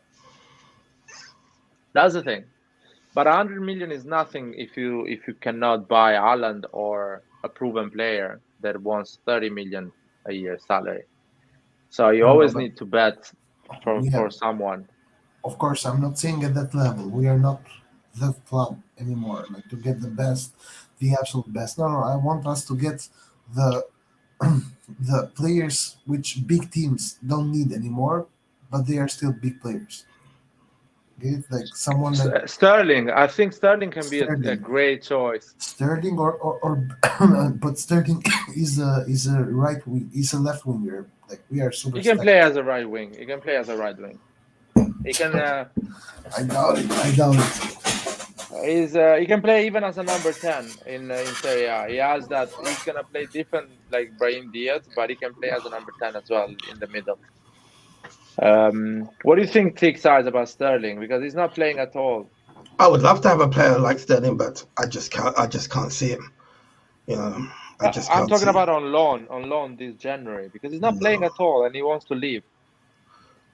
I don't think he really wants to leave. I think he just wants to play, and so that's why he's acting up a bit. He wants to play, and I don't blame him. He's done a lot for that club, but with Pep, it's what have you done for me lately mentality with him. So but not, as much as I would love to see a player like Raheem Sterling at AC Milan, I can't see it. Yeah, me neither. Because first of all, is the fact that he plays exclusively as a left winger. So it's not like he has ever played as a right winger. Never. I've never seen him play as a He, right he, winger. he has played on the right. On top of the fact that he's a player who's super one-footed, like he almost never uses his left foot. So I Listen, just what I see here, I see that Sterling wants to play the next World Cup and he wants to be fit at the next World Cup. And to be fit, he needs to play. He needs to go in a team that can play football every week. And at a certain point, he's gonna tell Guardiola, "Listen, you wanna play Grealish and Bernardo Silva? That's fine for me. Just let me go on loan somewhere else so I can play." And that is gonna happen. No, I don't know where he wants to go. Maybe he can go to Newcastle. Maybe he can go to. I don't know. That's crazy. He can go maybe to Manchester United, another wing. They have 6, 7. I don't know how many they have. But if Or he can. Sterling comes to Milan, then Leao is on the bench. Do you Yeah. guys No, want no, that? no. Leao is on the left. Sterling is on the right, man. He's Oh, not. I, I've I, seen Sterling play on the right a lot of times. Even I for just England, he goes a lot on the right. You think Pioli would play Leao and Sterling at the same time? Why not? Sterling can play actually as a number 10 as well in Serie A. And I'm not saying because Serie A is a lower level than Premier League, but he has that pace and that dribbling that actually can allow him to create those dangerous situations for us in the middle of the park. Well, And I would. he played at a high level still. So I truly have Mm, never seen Sterling as a right winger, but Tixas is saying he has played there before. So I just he's the kind of player like I don't know, like Messi, get it, like a one-footed player. So it's exactly, he can play on the right. He's not a left. He just needs to cross, not shoot for the goal. He yes, needs to go with pace and but cross. Sterling is good exactly for that because he is able to turn on his right and bang one in. He's not perfect because he can cross. Listen, Salemakers can cross as well. he got that penalty against Denmark. He was on the right wing in that game. He Well, yeah, moved to the right wing in that game with England. And I've seen him with Liverpool when he was young, playing on the right wing a lot of time. And I've seen him with Manchester United as well, playing on the right wing, and Phil Foden on the left. Because Guardiola likes the wings not for the shoot, but for the cross. And Mahrez does it on the right and on the left. I've seen them exchanging a lot. And Sterling even in the middle sometimes. They move always. They always move. So they are used to play in different position of the pitch. And Pioli likes that. Pioli likes the wings to move a bit, to interchange. So I'm dreaming here, guys. Sterling is a dream. Come on, guys. Don't start to be picky. Oh, he cannot play on the right. Like he's coming tomorrow and we are complaining. He cannot play on the right. No, but I think there are other players that I'd rather bring in if we're going to spend that kind of money. But we're not spending. I'm talking about a loan, a dry loan, because he wants to play for the World Cup. Mm. And City clearly is not going to give it to a competitor if he gives it on loan. So he has to go outside England. And teams like Real Madrid, maybe, Barcelona, Bayern Munich, whatever, PSG, maybe not. They have enough. AC Milan, Juventus, he's going to think about that because he's like, okay, AC Milan is on top of the table. I can play every week there. Actually, I see Why him really not? well at Juve. I see him really well at Juve, actually. I bet you see him really well at Juve. Of course, No, I bet. no, because he's a perfect player for Allegri because Sterling is a really hard worker. But I've never seen him anywhere except for the left, so I don't. It's hard for me to imagine him on the other side. But he's the kind of player that can play the kind of go all the way down, all the way up, all the way down, all the way up the whole game. And Allegri loves those kind of players. Pioli as well, man. So stop it. I have a question. Did you Yeah. discuss, because I came late, did you discuss the Romanoli situation? Because when I was watching the match, the commentator said that negotiations have completely broken down and Milan are not going to Yeah. improve their offer. No. It's as I say, he's going for Juventus, man. I don't know why people think he's gonna renew. He's a Juventus player. Come on, say it. Say it, Laird. Forza what? Say it, Laird. Forza Milan. Good. I was hoping you'd say that. Okay. No, he's a Juventus player. He's gonna move. He's gonna go to Juventus. Of course, he's a professional, so he's gonna give everything for us.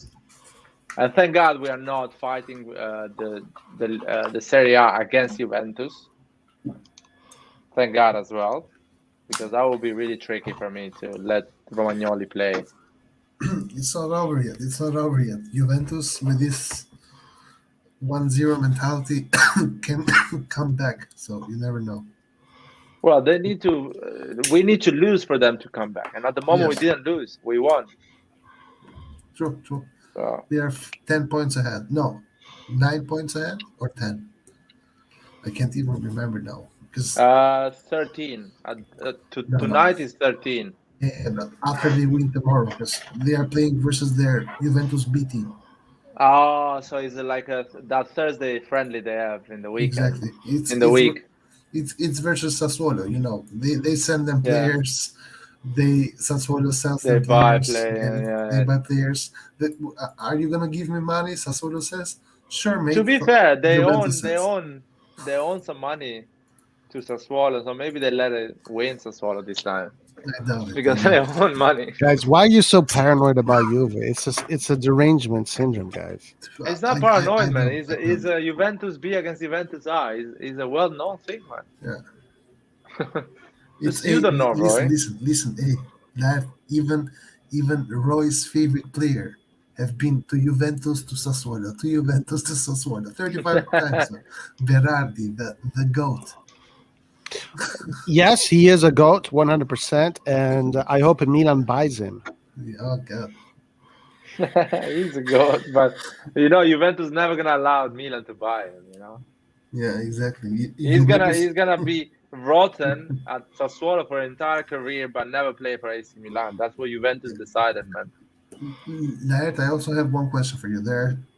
It's known, because even Juric said it in the press conference, that Bellotti will not renew with Torino and he will leave for free next summer. Do you want Bellotti to be our starting striker next season? Because, man, this gives me nightmares at night. No, man. These players, they are not renewing. They are going to Juventus or Inter. Juventus and Inter are broke. They cannot actually acquire expensive players, so they're going for this zero purchase. Juventus is going for Bellotti. Neither can we. Bellotti is not going to Juventus. No, Milan. He's coming to Milan, guys. He's coming to Milan, and I'm super scared of that. The fact that why would you be scared of that? Why would you be scared of that? Because Bellotti is not a good player. This is not the player I imagine Milan to play against. Now, guys, against come Champions on. League teams next year. Are you kidding me? Come on. Guys, seriously, what are you guys talking? We are broke. We just spent 70 million this summer. Bellotti is the most realistic target that we could possibly have. A player that wants to play in Milan, a player that is free, a player that his salary is not 7 million, 10 million, 8 million. He's asking for 4 million or something like that. Bellotti is the most realistic striker we can get, high-level striker we can get at this moment in time. He's the most realistic striker. High level, I have my doubts about that. But there's different levels of high level. There's high level, there's elite, there's GOAT, there's different and listen, my man, we need depth. We need depth. So complaining about having a Bellotti on the bench or having a Bellotti when you don't have players is not a smart complaint. Bro.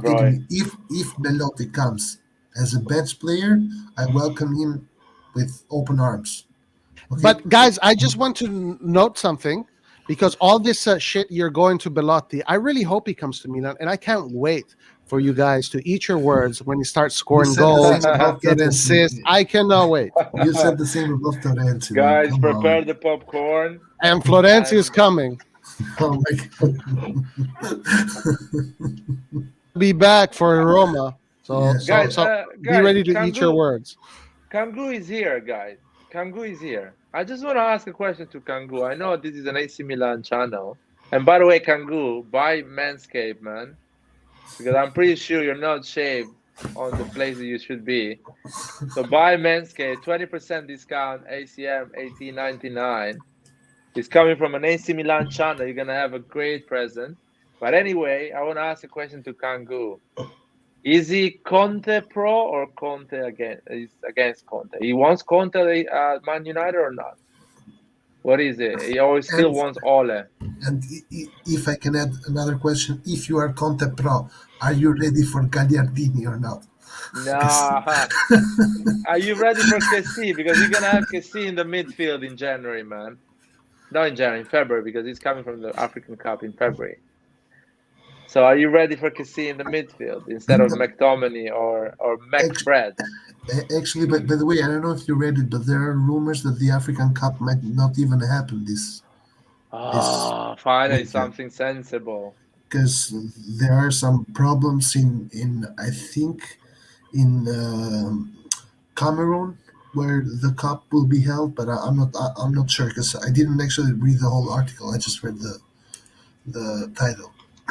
So there are like some problems. So they are actually thinking if they are gonna hold the cup or not. And if this happens, I think the African Cup injures Napoli more than it injures us. You think, yeah? Yeah, because for African Cup, the whole spine of Napoli goes to the African Cup. Osimhen, Anguissa, and Koulibaly. These three are the three best players of Napoli right now. Yeah, that's true. That's But anyway, Kangu is saying that he wants a new manager, but he doesn't want Conte. He wants Brendan Rodgers. No, he's saying anyone but. Brendan Rodgers. Yes. I cannot wait for you guys to eat your words. Like for Belotti, I cannot wait, guys. It's gonna feel so good. Roy, I'm sorry, Roy. I'm sorry I criticized Belotti, Roy. I'm sorry. Roy, listen, he's amazing. Roy. I cannot wait. I didn't criticize Belotti, but I said something. He is going to Juventus. Mostly talking to the people that are. I don't think we should wait till he becomes free. I think we should move for Belotti in January.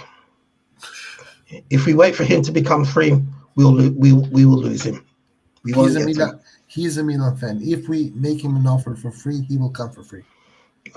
I don't think so. I think other clubs will move them and offer him more. There is that risk for sure.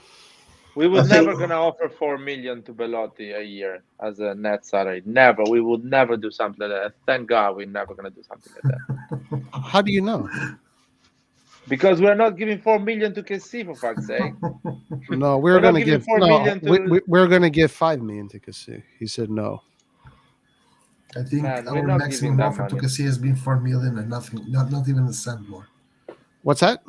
I think our offer to Kessie has been like 4.5, and that's why his agent said. But the report said 5.5. Yes, but then his agent got asked why he's not accepting the 6 million offer that Milan is making, and he said want 7. And he said the offer is not even close to the numbers you are giving me. Guys, look at this. Look at this comment right here. Look at that comment. This is a brilliant comment. Bravo, Tito. Tito Munguia. Bravo. I don't know, Tito. I'm not sure about that. Yeah. You know who else scores 10 goals? Tito, you've been a great dictator, but not a. I don't know about football. If you know anything. You know who else scores 10 goals? Quagliarella. Should we get Quagliarella now? Exactly. Quagliarella is 36. Belotti is 27. What a comparison! What a comparison! Come on, man. What kind of comparison? He's 27 and Quagliarella is 36. Simi scored 20 goals with a relegated team. Who? With a team that relegated. Simi. Right. Should we get Simi now? No. You see. Why did he score 20 goals? Because he played. Because nobody else could score, so all the goals were for him. The team probably scored 40 goals total, and he scored 20. meaning Yeah. that everything went to him. Yeah. But again, in Milan, we need one that scores 20, one that scores 15, another one that scores 15, many that score at least 10. We need a lot of players that can score. Listen, I'm going to say this again. If Belotti comes to Milan, You're going to eat your words Oh my so God. nicely. Roy, I cannot Roy. wait. If Roy, Belotti comes to can Milan, somebody give me this information? When Torino play against Juventus, did Belotti play? No, he didn't. Laird, I'm going to tell you something now that's going to surprise you, okay? Actually, I agree with that, to be honest. Laird, With I'm going this. to tell you something that is going to surprise you. What? Belotti played against us today. Exactly. So he's not signing for us. No. But signing for okay, us. this was his first game in a long time. First of all, No. but of course, no, yeah, it was. He No. came off an injury, No, but he played last game as well. but he didn't play the whole game. Well, He's coming off an injury. Is that not true? That he's coming off an injury? Yes, It is. Yes, Okay, it is. so the guy right now is like when Giroud came off the injury. It took him a while to get to the form he is now. Belotti will get there. 35, man. Come on. Can I say something, No, Roy? listen. If you come back from an injury, you're not going to come back right away, no matter how old you are. Yes. Let's also be realistic about our opinions. Yes. Roy, let's analyze this situation on a tactical view. Yes. You have, listen to me. You have Giroud. Yes. That is a static striker. He's a guy that wants the chance and score. Yeah. Belotti is similar. He's not like a guy that has a lot of pace and he can actually outrun players. No, He's not an Osimhen type of striker.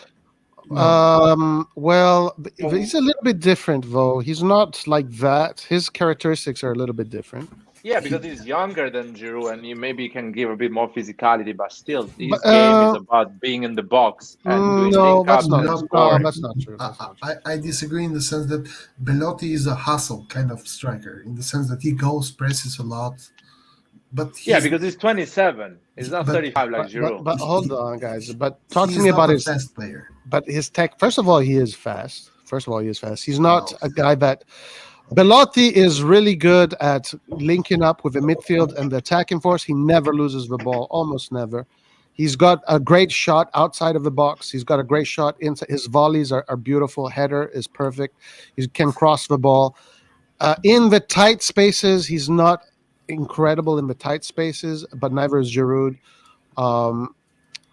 He's not a dribbler. He's not a dribbler, but he is a creator for sure. He creates.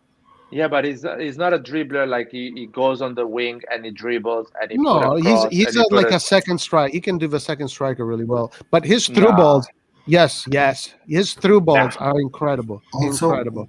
I mean, look at his highlights. How can you just say no? Look at his highlights. No. That's not a computer generated thing. That's real life. He's doing that shit in real life. You can't just say no. Yeah, I can say no. I'm free. I'm in a free country. I can say no. I'm in a country. But so then his assists, so then all his assists and his goals are made up on a computer. It's the Matrix. Okay, but I don't care about assists. Another problem that I have with Belotti is the fact that he has played on a two-man attack his whole career almost with Torino. How is he going to make the offense of Milan as a lone striker? We don't even know. Who said that he's got? First of all, you guys are thinking that this guy's going to come here and solve all our issues. We need a depth. We need a player that is 27, 28, and a striker. But we have a young striker that is 20. We have another striker that is 35. Another one that is 40. We need one that is 27, 28. and right now, Belotti is the only realistic one that we can have. Of course, I would rather have Kane, or I would rather have I don't know, give me a name, but Belotti is the most realistic one we can have right now, and we should go for it. Well, here I agree with you in the sense that he's the most realistic. Wait, I want to hear Nathan, by the way. We left him drive his truck around USA. Nathan, you want to say anything? He doesn't want to talk today. Nathan is angry with Roy, so he won't even reply. He's offended. Okay, I missed that part, but anyway, Belotti, in my opinion, is not signing for AC Milan. Apart from, I don't think he's a player we need, because we need a proper. You know what I mean, boy? Come on, man. You know what is my point of view? We need a proper striker, a But guy who's the that he proper can. striker? All the proper strikers, Laird, that you want to get right now cost 30 million, 40 million, 45 million. We have that money, man. We have that money. We have it. But Belotti is Says we don't free. have. Well, No, okay, Belotti. fine. If you're going to spend 40 million for a great striker, then I'm not complaining. Of course Okay. I'm not. Belotti is not for free. Belotti is 4 million a year net, so it's 8 million. Yeah, 8 but million for 5 years is 40 million. So Belotti costs 40 million. if you want Cash. to buy Belotti up front, last year you had to pay 30, 35 million to have him. Nothing less. There is a reason. No, but the thing is, you can And buy a young strike. Yeah. who for 30 or Vlahovic. 40? You can buy Vlahovic Vlahovic for is 40 60 million. million, 70 million. He's never going to go No, for because that. he's not renewing, so he has to go for 40 million. You That's think the thing. It's not. you think Milan will spend 40 million in the winter transfer? If they do, No, it'll in be the winter, amazing. in the summer, in the summer. Okay, but Laird, in the summer, Vlahovic is so many teams can outbid Milan for Vlahovic. If I say 45 is the most I can tell you, I'm PSG. I'll say okay, I'll give you 46. And then he'll go for 46. I'll go for 47. I'll put another million on top. But I mean, we're not going to get Vlahovic. It's unrealistic right now. What about, I don't know, man. We can get, somebody was saying Anthony Martial. No. That is more realistic. Realistic. No. Come on. We could possibly get Cavani, maybe. No. Let's get Cavani's granddad. Arthur Cabral. He plays for. My man, you're here. I didn't see you, man. Yeah, I'm here. Yeah, he plays for. Is it Salzburg? No, sorry, not Salzburg. He plays for this is a club from Switzerland. I don't know. The Brazilian Arthur Cabral. I've heard his name before. People are saying he's very good. I haven't seen him. Scoring goals like crazy. Yeah, it's a Brazilian. Yeah. Is he good? I watch his clips. He's good. He's good with the ball on his feet, and he's a good finisher as well. He's deadly in front of goals. And I watched Lucci plays for Piesa, and they're first in Luca. Luca, yeah. He's good. Yeah, he's good as well. And he's 2 meters tall, and everybody in Italy is raving about him right now. Everyone is going crazy. I actually think we might buy this Luca, even though I'm not convinced, because just a striker who's 2 meters tall gives me, I don't know, he doesn't give me the vibe or the idea that I have of the striker we should get. The striker should get. I think Pioli likes a true center forward. He likes a striker that is tall, that is deadly in front of goals. That's the kind of striker he plays. Yes, but I don't know, man. I think, like, at least in my head, we need a complete center forward, not just the typical poacher. We need a fusion between Ibra and Rebic. Yes, yeah, because when Pioli was in Fiorentina, he used mainly Nicolas Kalinic, and Dusan Vlahovic. Guys, Belotti is exactly that, a fusion between Ibra and Rebic. I think I can close the line with this thing. But Belotti is a fusion between Ibra and a dog.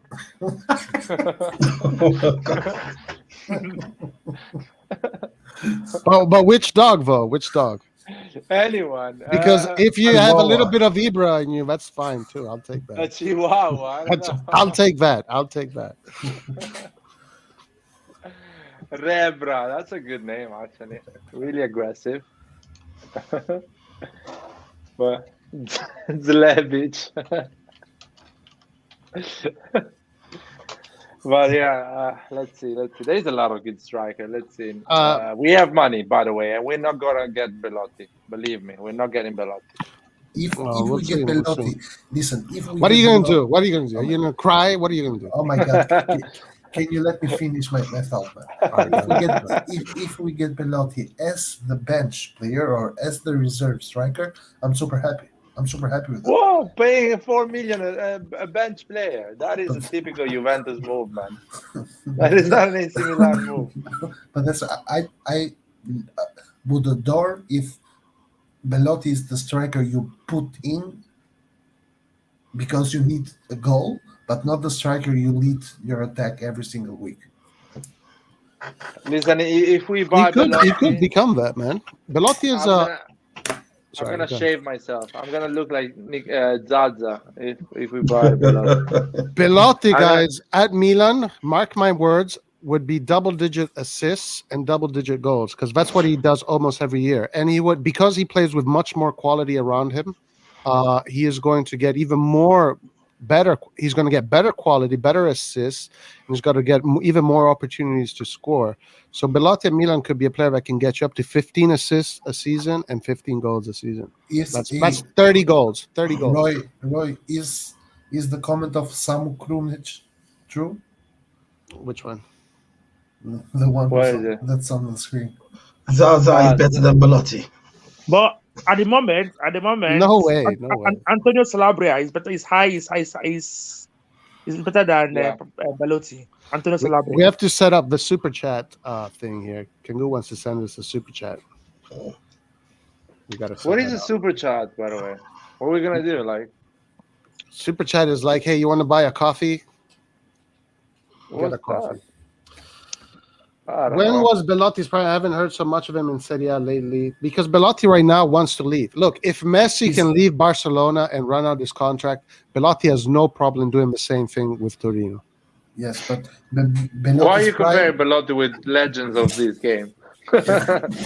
Because they are the benchmarks. They are the benchmarks. So if Messi can do it, who is the most, who loves anybody more than Messi? The Barcelona fans, they love Messi so much. But Messi gave a lot to them as well. And Belotti gave a lot to Torino. Torino is a club. For example, it kept them in Serie A. Torino is a club that has been. Well, you guys laugh, but Torino has been in and out of the Serie B for many years. When Belotti came in, Torino never went back to the Serie B. But Torino is not a Serie A club, guys. Torino has always been in Serie B. Yeah, what are you talking about, man? In the last 20 years, how many years has Torino been in Serie A? All of them, probably. All of them. If I check it, probably all of them. Okay, but let's check it then. Let's check it. I would say 18, between 18 and 15 years in the last 20. Let's see. If the year today was 2017 and we were connected to Belotti, I would be super hyped right now. But it's 2021, man. I'm not hyped anymore about Belotti. You're crazy. I can't understand this disrespect for Belotti. I still think he's an excellent player. He's a player that come January we should definitely get, because if we are still in the title race, he is right now, even though he's coming off an injury, a fit Belotti is better than Ibra, is better than Giroud. Yes, sir. What happened to Piotr Pellegrini? I don't know. That's crazy. I don't understand this. Clearly, he's not doing something in training. Yeah, I'm not sure what's going on, Pellegrini. Or will he be sent back to Monaco? No. He will go back to Monaco if he doesn't get playtime like he hasn't gotten this year. So if he continues like this, we will just send him back to Monaco and not trigger the buy option. But just to answer Tixai's again, I'm not disrespecting Belotti. I'm respecting Milan's future more. This is my point. I think Milan deserves someone better than Belotti. Belotti might be really good, but we need someone better. And that I do not disagree with. But if you look at the purchases that they've made, the type of purchases that we've made, that person that is much better than Belotti is costing 30, 40, 50 million, and that player's not walking through the door at Milan. I don't know, man. We are a good team. Milan is a good team, but Milan needs Favre that plays for Brest. Very good player. I watched him in and out in League A.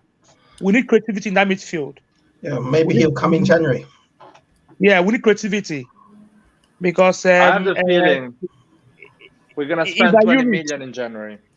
If he played a very good game in San Siro today. I watched the game. Milan was really outplayed. The tactics he came with the game was a very good tactics. Just that we have a very strong midfield. I think in January we're gonna get one player. It's gonna be Roman Fav, the guy from Brest. Yeah, we need creativity in that midfield. We lack creativity. Yeah. I still believe Sterling is gonna move from Man City. I don't know where he's going, but that is gonna be a massive move in January.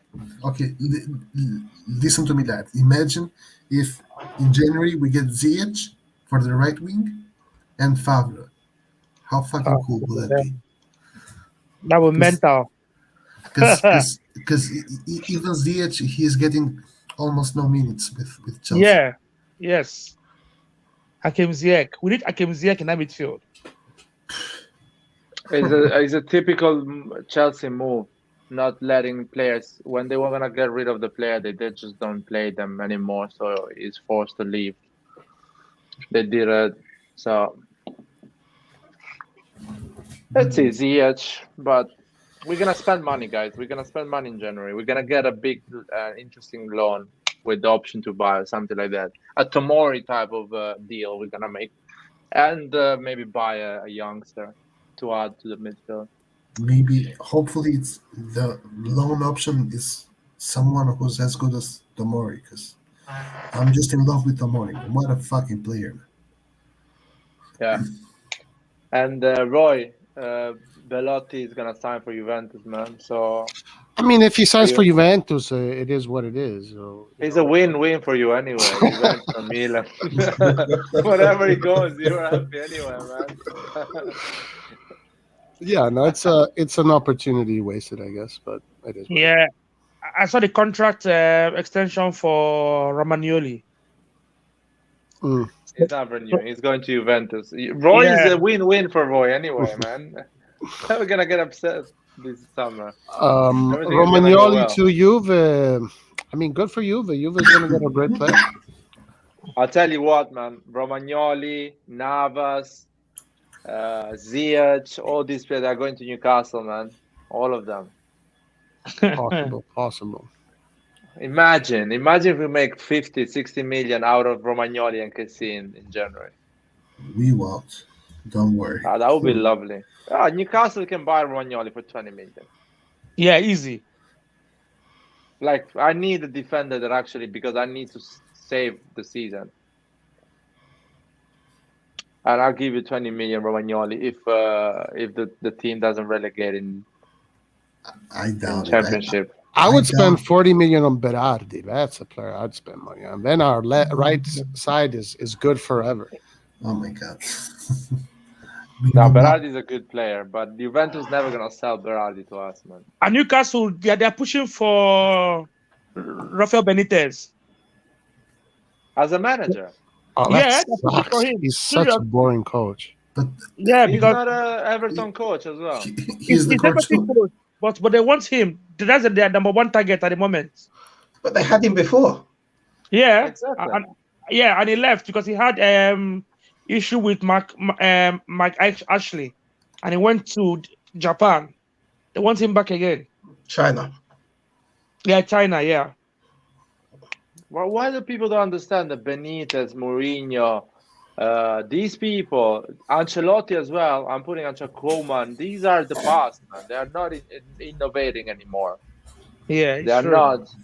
They have their own belief. They are good managers for sure, but it's nothing. It's not a big deal. Get a young. I don't know, an expert. Maybe I don't know. It's just I don't like Benitez, man. He's boring, as Roy says. He's a boring coach. Get a coach from Germany, because it seems Get like Conte. Give him 15 million net and tell him, listen, I'm gonna buy every player you fancy. Just come over. Any player. Gagliardini, Vecino, everyone.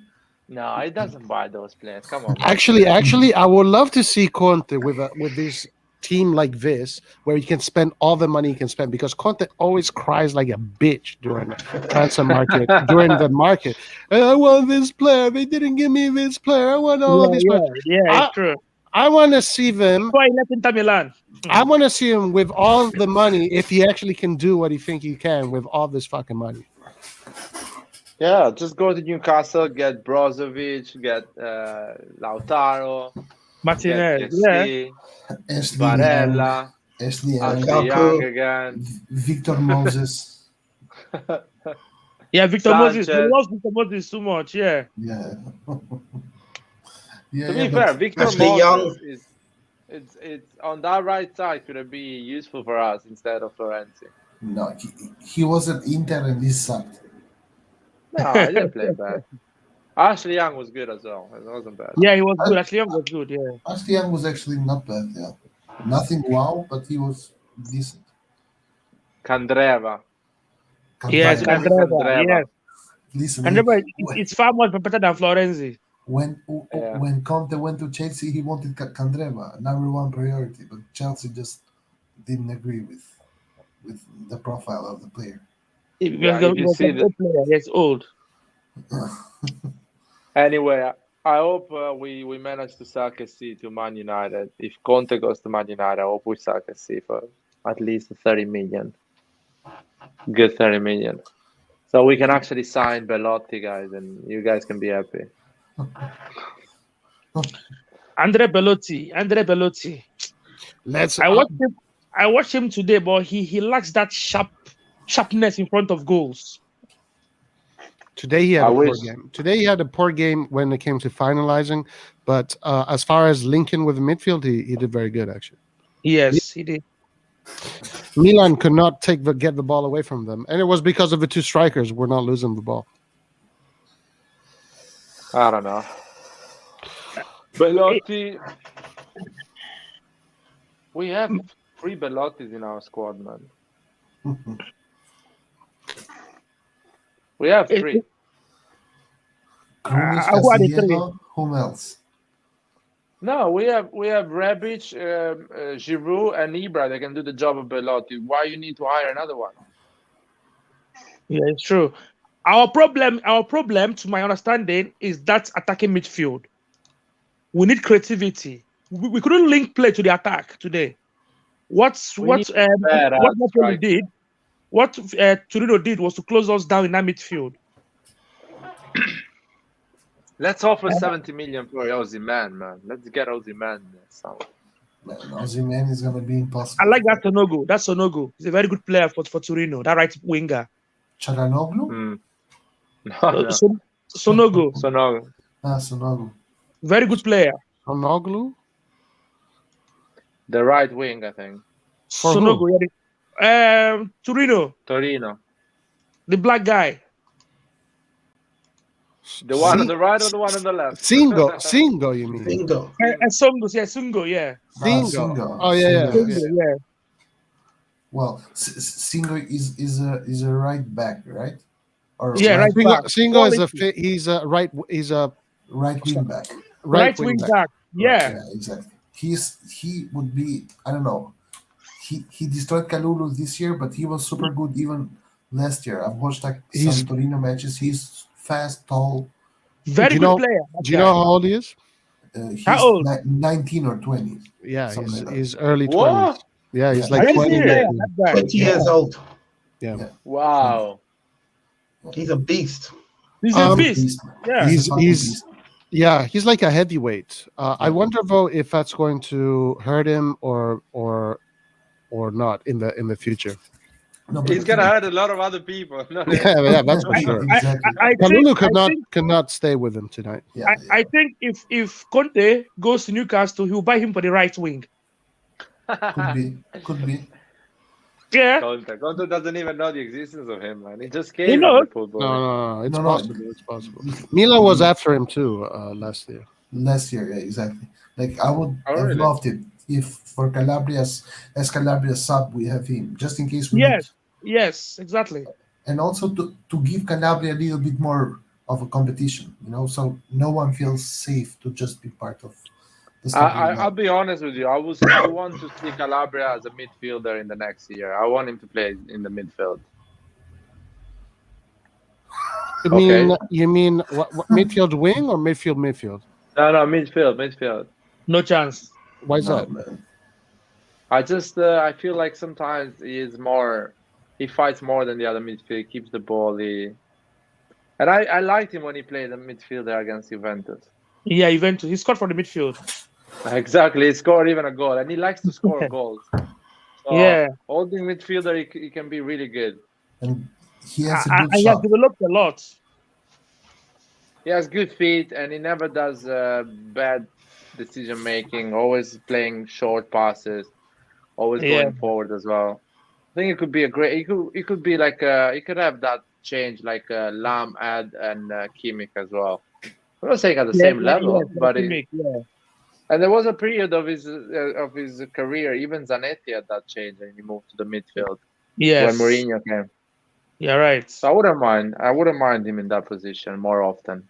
Yeah, you're right. And then have Singo as the right back. I don't disagree with that. That's Singo. That guy is a beast. But his feet aren't great though. Yeah, like he's fast. He's very big, but he has to work on his feet because today. He's 20. Yeah, okay, but you guys fucking hate Salamakers and he's only 21. You guys talk so much shit about Salamakers and he's only 21. Right. He's a good player. He's a good player, but he's not creative. He doesn't score goals. Exactly. He's not decisive. If Salamakers was a right back, Texas wants to say something. Oh, okay. Right, you have to stop saying you guys because I'm not shitting on Salamakers. Oh yeah. I am talking about. I'm definitely not talking about Texas. Yes, he's my boy. I love the guy. Salamaker. And I don't understand why people keep on dogging our players. If they're wearing red and black, even if they're shit, we should encourage them. Exactly. I agree. Salamakers. I would love to have two Salamakers, not one.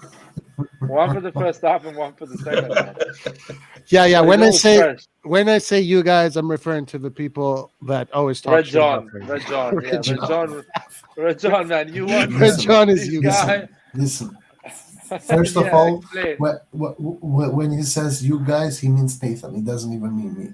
But since he wants, I mean everybody, including Nathan and Red John. But since he wants an answer from me, if Salamakers was a right back, I would have no problem with Salamakers. If Salamakers does the role of the right winger, then there's another problem. But the problem is not Salamakers, then it's Pioli because he makes a decision. Because whom does Pioli have the option to put there? Florenzi? No. I'd rather have Salamakers there. Messias or Florenzi, but that is a Pioli decision to play Salamakers like that. And because why is he using him like that? Why we're talking about Salamakers? What other player do we have? In well, position? How come they did not address the right wing? Why is it? Think about it. All right. They did address the right wing. They got Florenzi, they got Messias. Let me explain to you why he's playing Salamakers. Yes, thank you. Go ahead. He's playing Salamakers because of his workload. Thank you. Exactly. Salamakers is a tireless worker. Exactly. Salamakers can draft in any part of the midfield. Never stops. Never stops. So he wins the ball in the midfield. Exactly. He helps the midfield. He solidifies the play.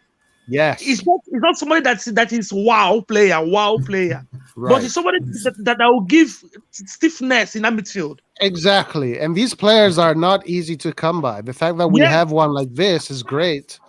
And we shouldn't be shitting on him. Red John, Nathan.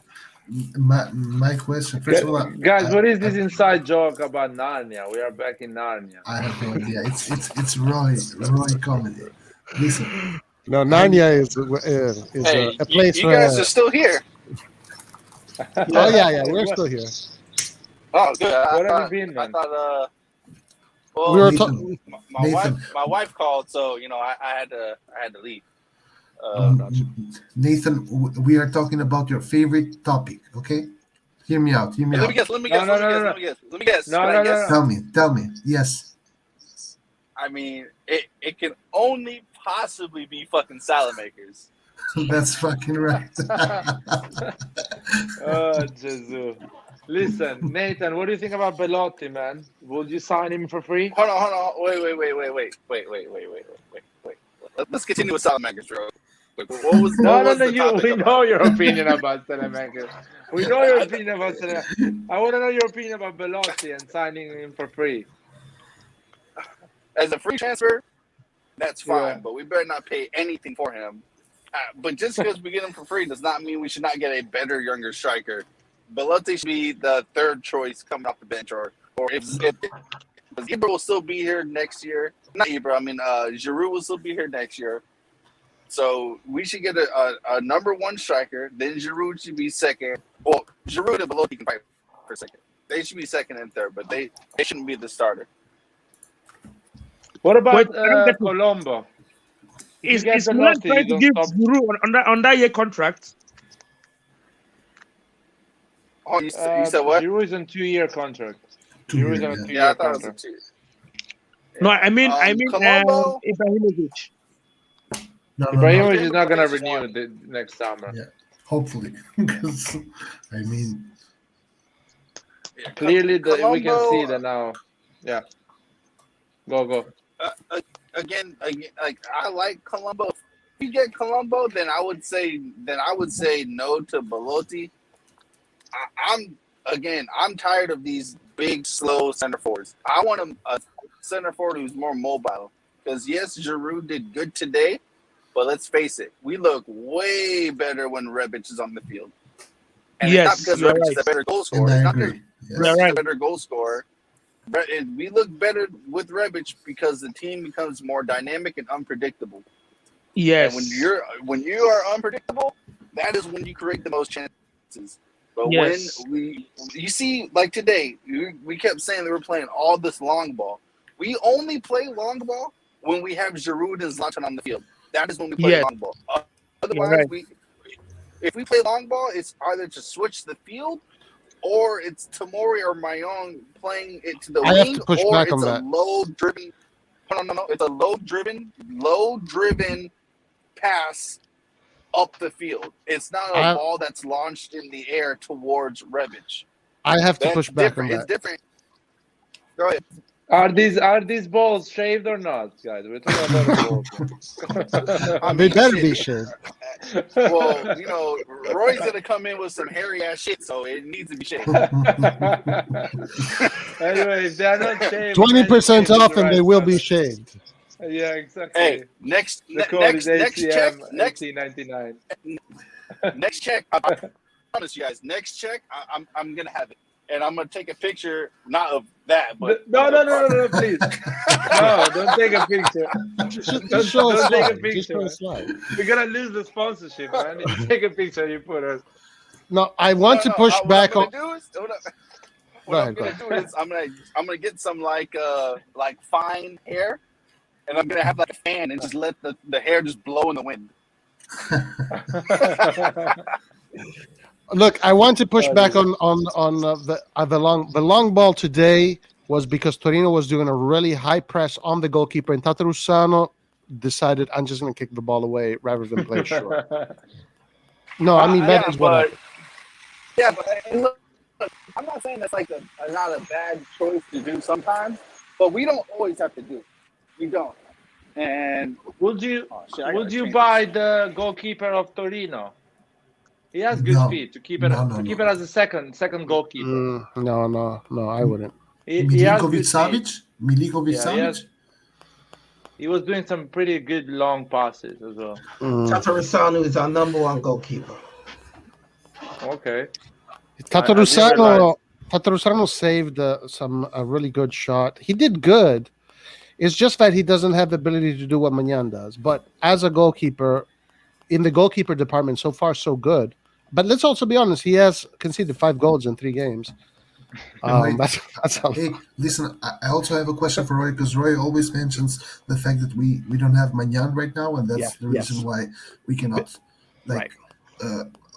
build from the back. Build from the back, or have another option in case we need a long ball, and for it to actually, I don't know, for us to win that ball and not just to be a coincidence or give it to luck. What do you mean? What do you mean? You mean 50-50, win with 50-50s?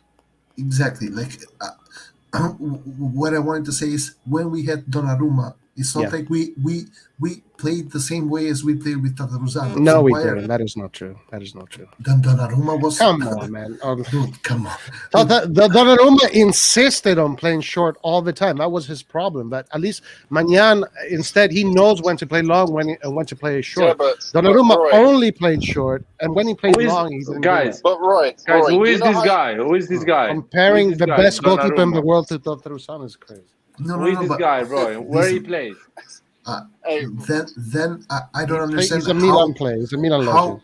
How Tatarusano is not able to play short? It's a short. Yeah, because it's not easy, guys. It is easy. Midfielders get paid millions to do that. Roy, do you know how you should know, Roy, but the way to play out of the back is not due to the goalkeeper's ability.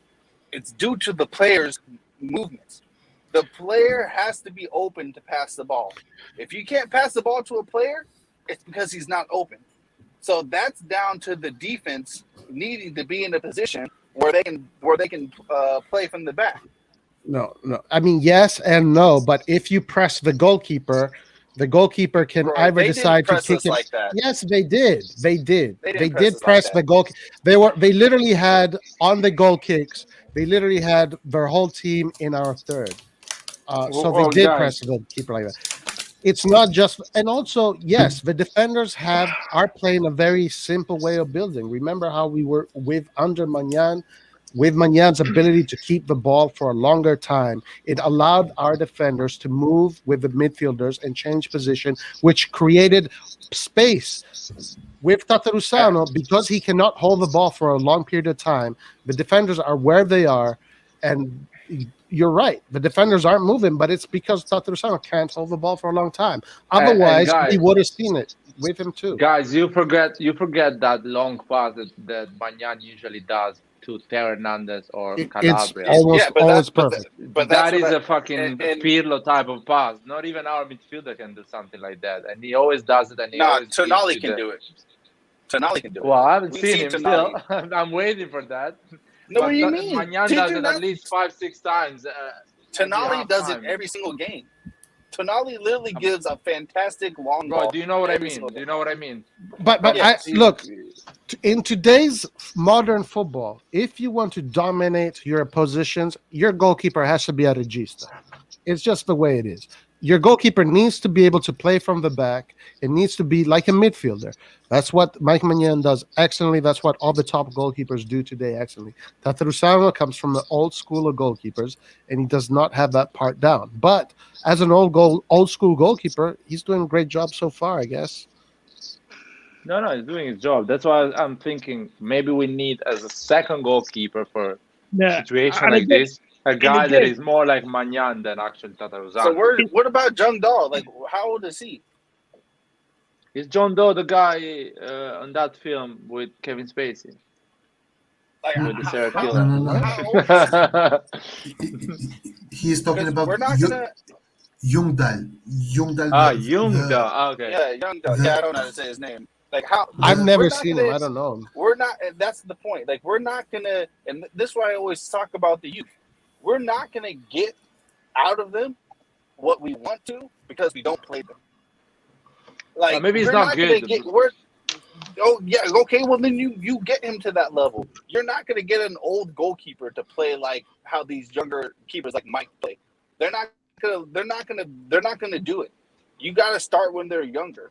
Yeah, that is true. Yeah, but Ljungdahl So is 20 years old, 18, so man, he's I probably don't is care. not good Donnarumma enough. was 16. Donnarumma was 16 or 17. So and we only played Donnarumma because Lopez was out injured. Otherwise, he wasn't even gonna play. So if you wait till a player's injured to find out what a player can do, you literally are just hoping and praying that they come No, good.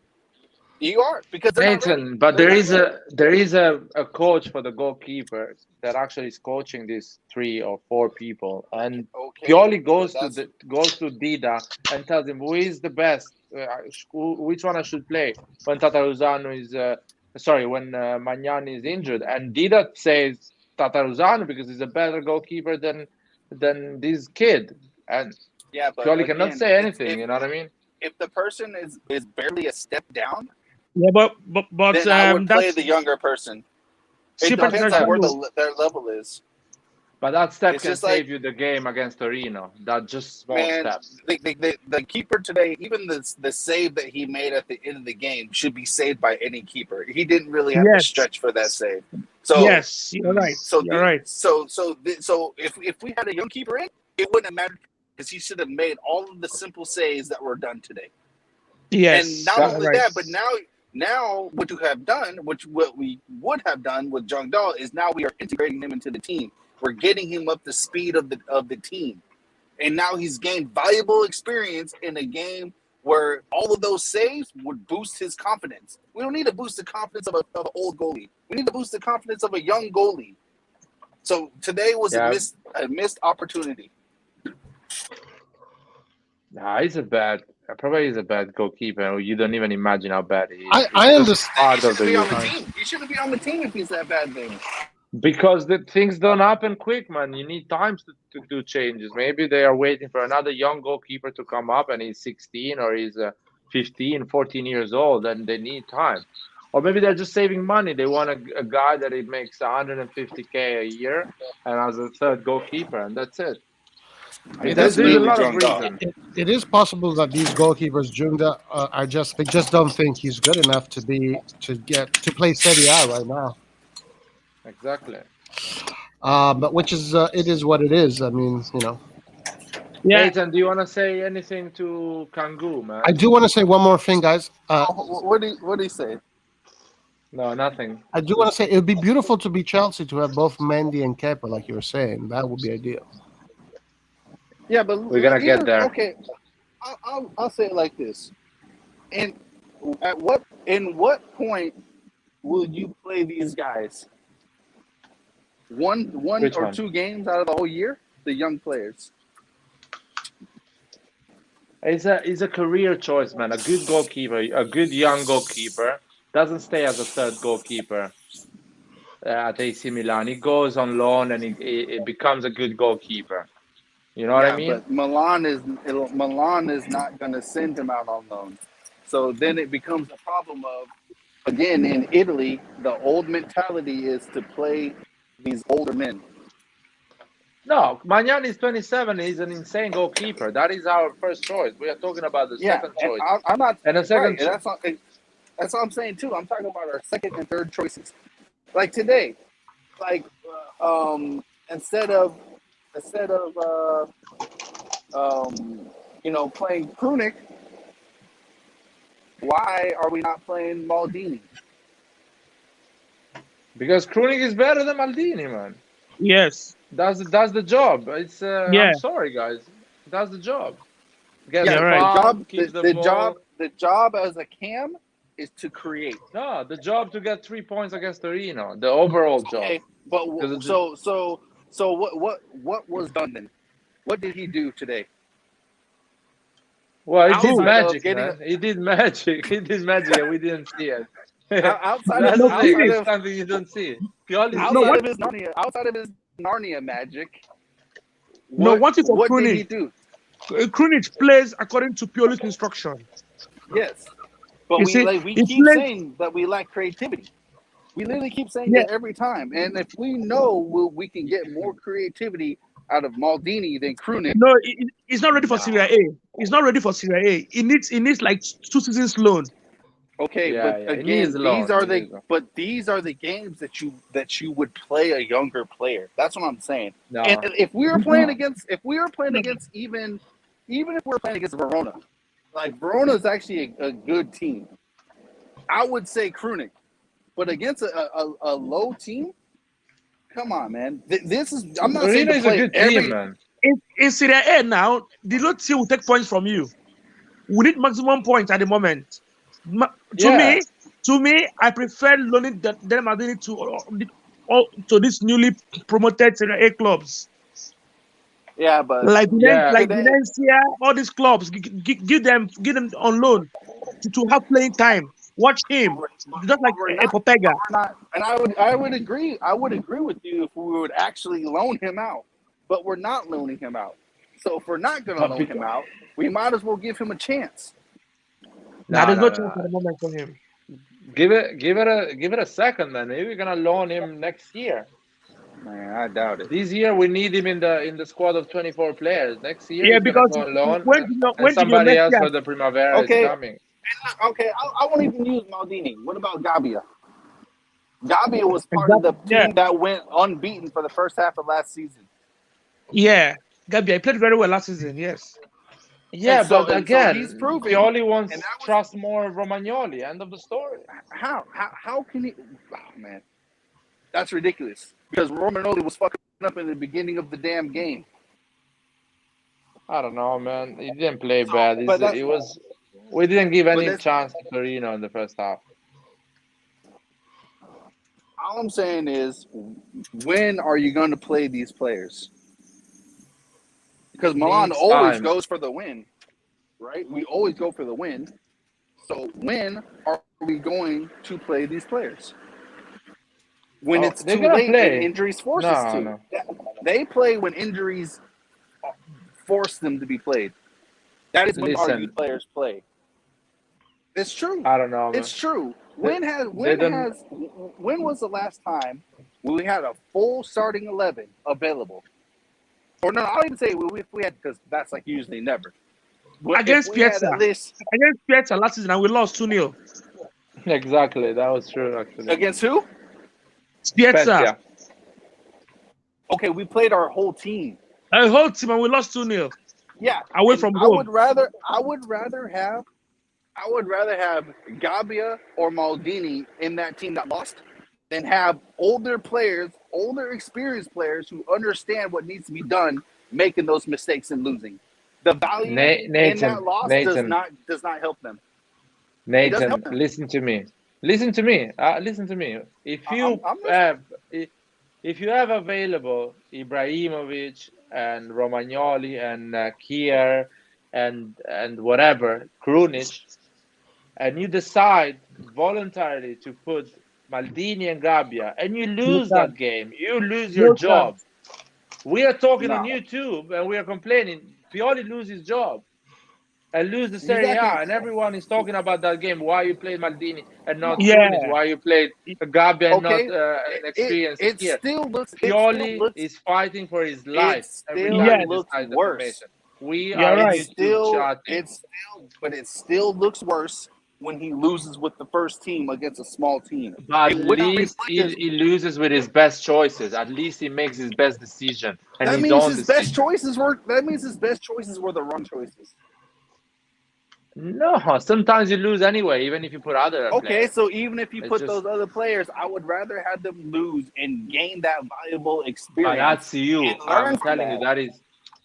But that's on YouTube, nothing to lose. Pioli has a lot to lose. He's not going to make a choice because Maldini needs to grow as a player. Pioli's going to make a choice to win the 3 points. I do want to say something about that. I want to comment something about. Go ahead. Finish. Rory, real quick. Last year, I've already said it, and it was already put out. Last year, we were not even projected or budgeted to even get in the top 4. We were projected for top 6. That was what was put out by the management. Yeah, we literally No, we had a plan A and a plan B. Yes, but Yeah. our plan A was yes, our plan A is always to get the Champions League, but that is not what was reflected for us when we were doing our business in the summer. We were projected for top 6. That is what they said. That's not me saying that. That is what they said. So if we would have got Okay. top 6, if we would have got 5th or 6th, that would have been within their budgeted plan. So, But that's why we're talking about this. There is no point. That is the previous season. But you said Pioli would have been fighting for his life. He would have been on track. But against regardless. Spezia, we were the top of the table, man. Against Hey, Spezia. guys, How but are you gonna play I want to Maldini against comment. We Spezia? weren't Sorry, top of the table. I want to comment on something, Nathan. But Nathan, one problem is that this is just the culture in Italy. I don't know how it is in other countries, but if, let's say, Pioli decides to play the youngsters and he loses, those youngsters are going to get so much hell because all the blame is going to go on the fact that he played youngsters, and that's how Yeah. you burn youngsters. That's how Yeah. you lose youngsters, because then the court of public opinion turns against those youngsters. But I agree with you that they should give more youngsters more time to develop early. But the media is ruthless. The people are ruthless. The court of We are public ruthless. Most of the people have no clue how fucking sports even works. You already know. We are You Milan. learn. We are You Milan. learn We are more. Milan. What we need is win. Yeah, but What you we are learn- after is 3 points in every game. Milan doesn't grow young stars. You see, Popega is playing very well, but he's on loan for 2 seasons in a row now. You see, same with Colombo. Yeah, but Yeah. If you're not ready, the reason that Maldini is there is because of his dad. He's not ready for Yeah. Serie A. I've watched him closely. He's not ready. So if he's not ready, why have we not reinforced? That's my whole point. We're not selling He's him. not- We're not getting No. reinforcements. We're playing people out of position. I'm not saying to play him every game, but if you cannot play your at least 1 or 2 young players against bottom table teams, you might get in a situation where Milan is thankfully we're recovering. But No, we have young players. Kalulu Yes, is a but- young player. Kalulu is Yes. young. Yes, but he's playing because Ballatore had a knock from the last game. But not because he's better. that's the reason why they are in the team, man. They're the But reason they are in the But team. that proves my point.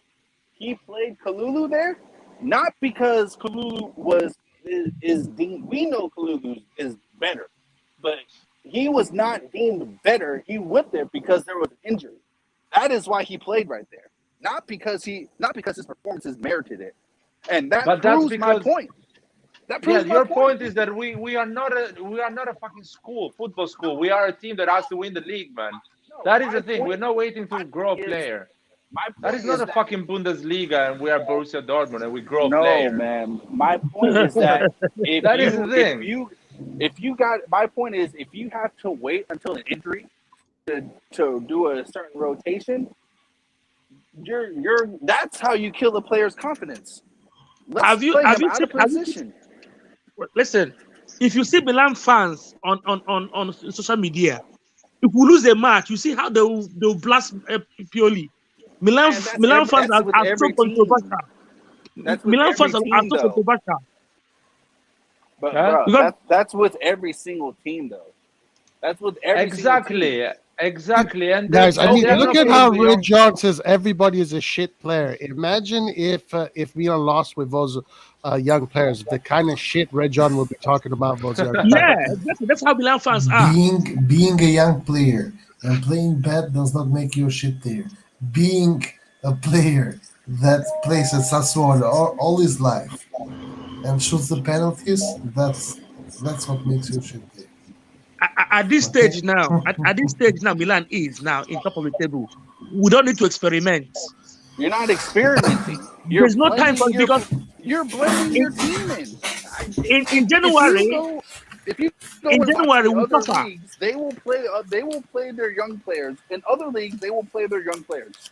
They are not in afraid January, to do it. in January we will suffer because these players are going for African Nations Cup.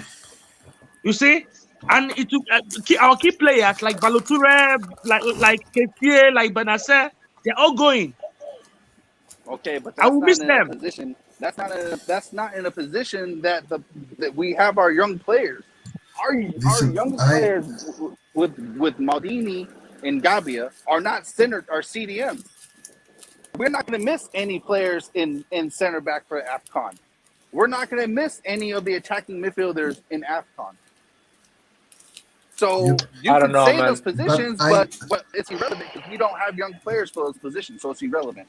I have to disagree with Nathan here, even though normally I'm pro what Nathan says, because of the fact that we are not at that level yet where our team is so much better than the rest that you put a youngster just so he gains the experience. No, right now we are at the point where every single goal matters, and we need the 3 points in Milan. I've never seen Milan growing young players before. Since I've been following Milan, we don't grow young players.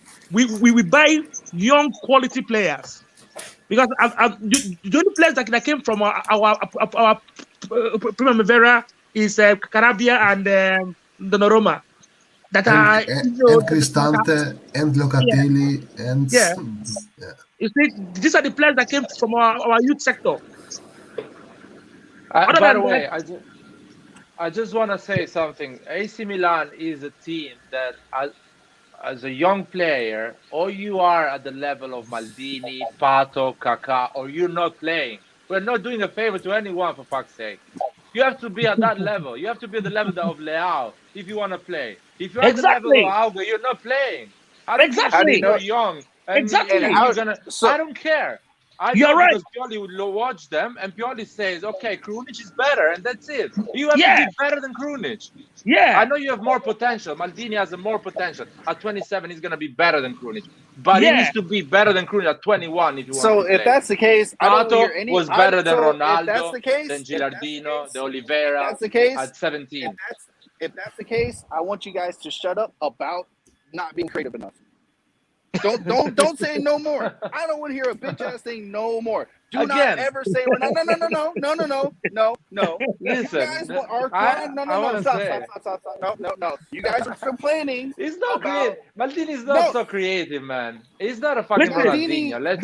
This Maldini now. Wait, this Maldini. This Maldini, you're hyping. Okay, then don't cry about being creative. Don't cry about it.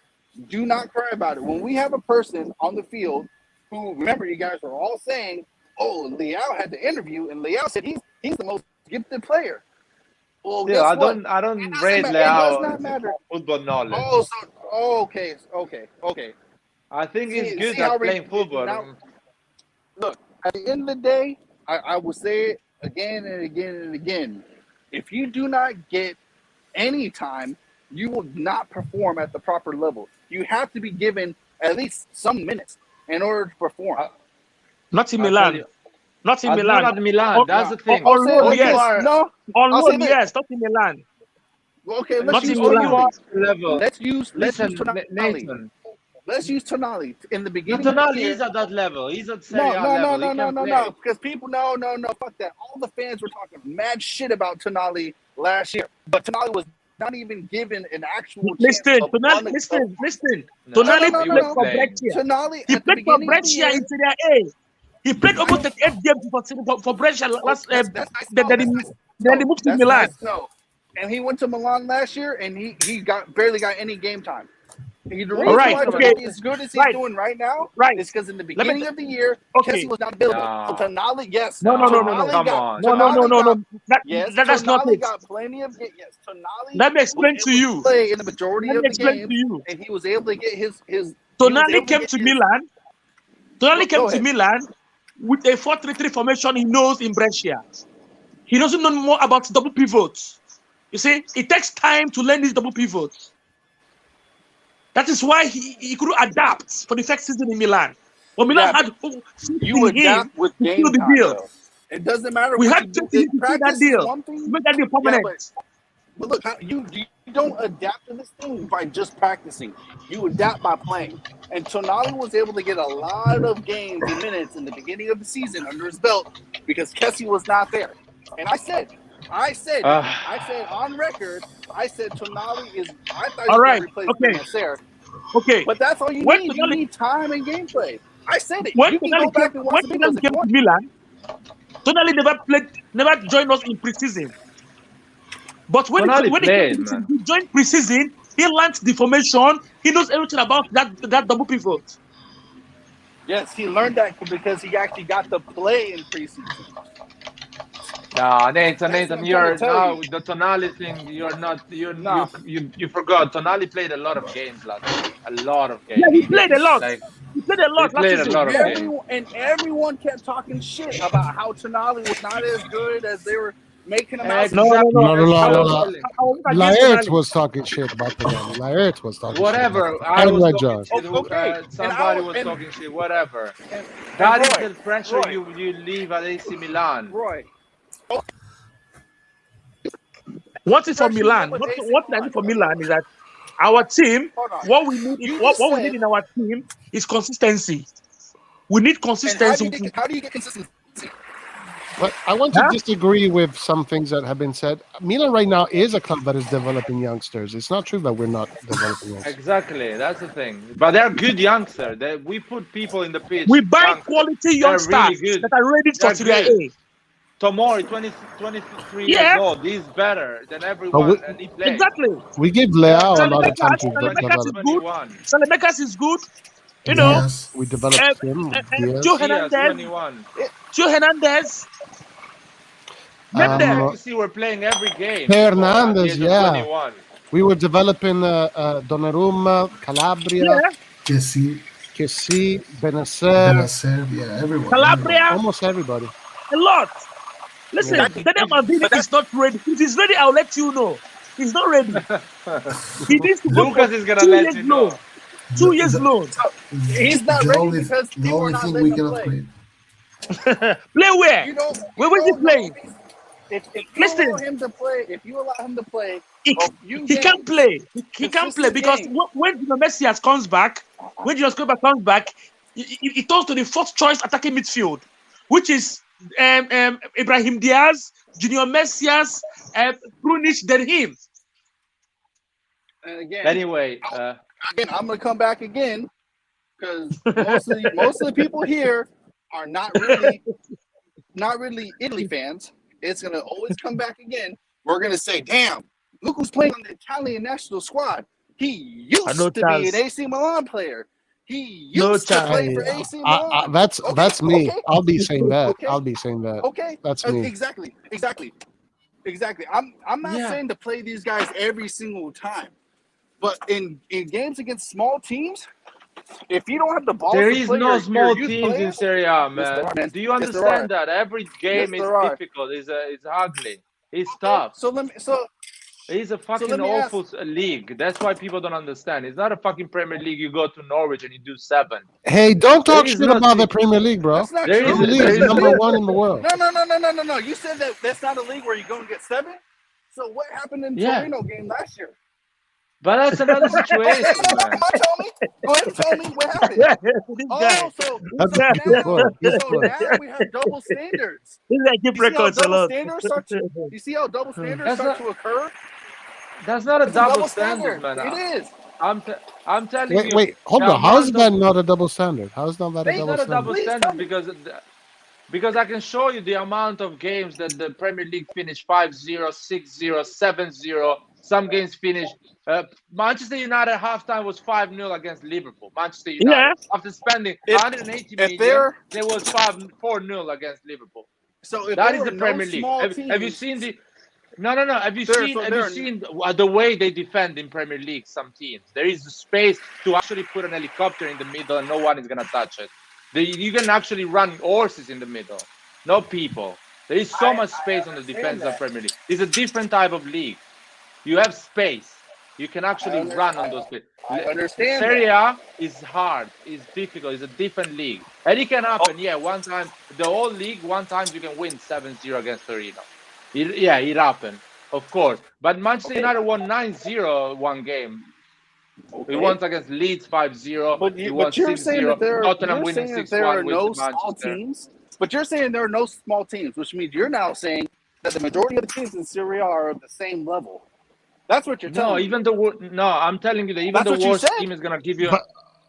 I'm trying to explain you that even the worst team is gonna give you a hard time. It's gonna make fouls in the middle. It's gonna be Nathan, I have pass a the question pass. for Nathan. It's gonna be a nightmare. That I happens have in a question every for league, Nathan. man. Nathan, I mean, look, the thing is, Milan has been developing young players, but at this point in time, it's, trusting the coach.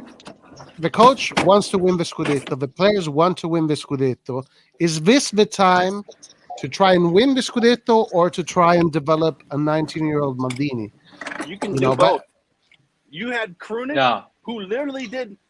Do you guys, outside of his lucky deflection header assist that he got for Giroud, what did you see Krunic? What did you see him do? But Nothing. no, He was literally invisible. Yes, I know what you're saying. He was but invisible. No, I would rather this is have all true. Maldini- all true. not invisible. Come on. Hold on. Maldini be invisible than fucking Krunic be invisible. Hold on. Yeah, exactly, Kangu. What about Roma? Roma's an embarrassment to Serie A. But anyway, let's go back to Krunic. Krunic, okay, he's not a creative player, but he's a solid player. He's not going to create, but he is solid. That's fine. That's fine. We need solidarity. We need a solid And player. right now, position that requires it, and you need a solid. You need a solid player in a center mid or CDM. You need creativity. Someone with some. He's not so creative, man. He's not so creative. That's the point. Maldini can set up. Maldini can set up or score a goal before Krunic will ever. Yes. No. But Maldini will hold on. But Maldini will probably suffer the opponents more than Krunic will. And Maldini right now. The question is, Pioli feels that Krunic right now gives him more reassurances. So I mean, really, the question is about Pioli. It's not about our play. So you're like saying Pioli is a piece of shit. Look, all I'm saying is, okay. Like, I understand y'all's point. Like, I really do. But when you have a player who, again, Roy, like you always say, you got to learn how to suffer, blah, blah, blah. Yeah, right. And as a coach, you know that players learn more from actually losing than when they do winning. I don't agree with that. No, you don't have to agree with it, but you can go to any sport around the world, and coaches will tell you that you gain value even if you lose. Yeah. Oh yeah, that I agree with. Yeah. Okay, so if we're in a game against like Torino or fucking some other low. Yeah, but we didn't lose. Okay, but the player that we had there also offered nothing. So you gain no value. They offered you as a player development for Krunic offering nothing gives him no value. But the thing is that Krunic right now is a national team player of Bosnia. He's an important player. Maldini, sure. That. Hey, I want to see Maldini thrive too, my man. Like I'm with you there. I want to see Maldini become a superstar like all the other ones. All right, let me bust the bubbles now. Milan is trying to give Krunic a new contract. And look, I'm fine with that. Good. I'm actually fine with that. But again, you got to look at what the value offers each player. Playing Krunic out of position to where he offers nothing but running, he gains nothing from that. I'm sorry, he gains nothing from it. When Krunic was playing, Krunic? When he was playing CDM, why would he gain nothing from that? Because number one, that's not his position, and number two, he knows he offers nothing in terms of creativity and goals to the team. But he got the assist. Yes, but that's a lucky assist. That was lucky. He didn't say, no, there's no such thing. I know Giroud. No, yes, it is. Well, okay, fine. But he was there. He was there. He hit the ball, a very good free kick for us against Verona last season.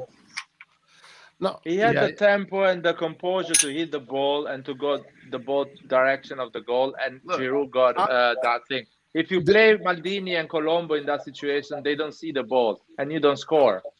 That is experience against the youth. That's not true. That is not true.